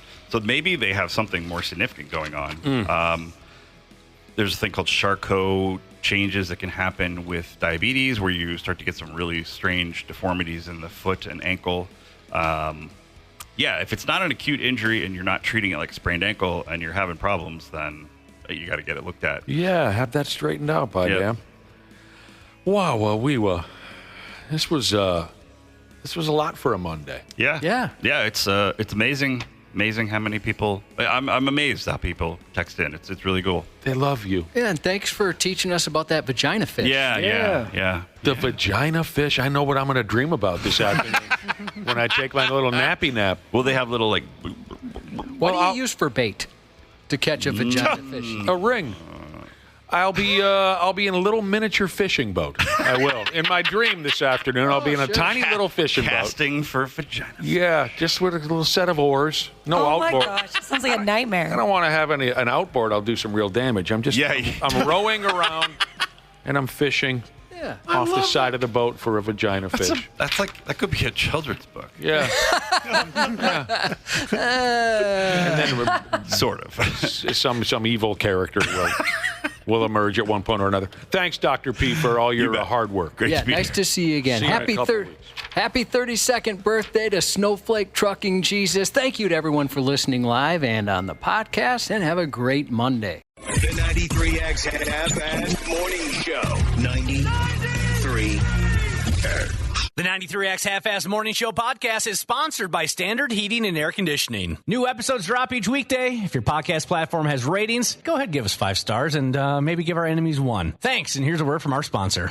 Dana here for Standard Heating and Air Conditioning. We all know January is one of the coldest months of the year, and not that cheery, fun kind of Christmas cold. Nah, just the dark, dank January cold. Standard Heating and Air Conditioning is well aware of this, and that's why they're offering $40 off a furnace tune-up to keep you warm during the Minnesota cold. The last thing you want is to be huddled around an iffy space heater you bought from some shady targeted ad. Oh, and how about this? Standard Heating and Air Conditioning has now been helping Minnesotans for over 95 years. So book your appointment now at standardheating.com. That's standardheating.com.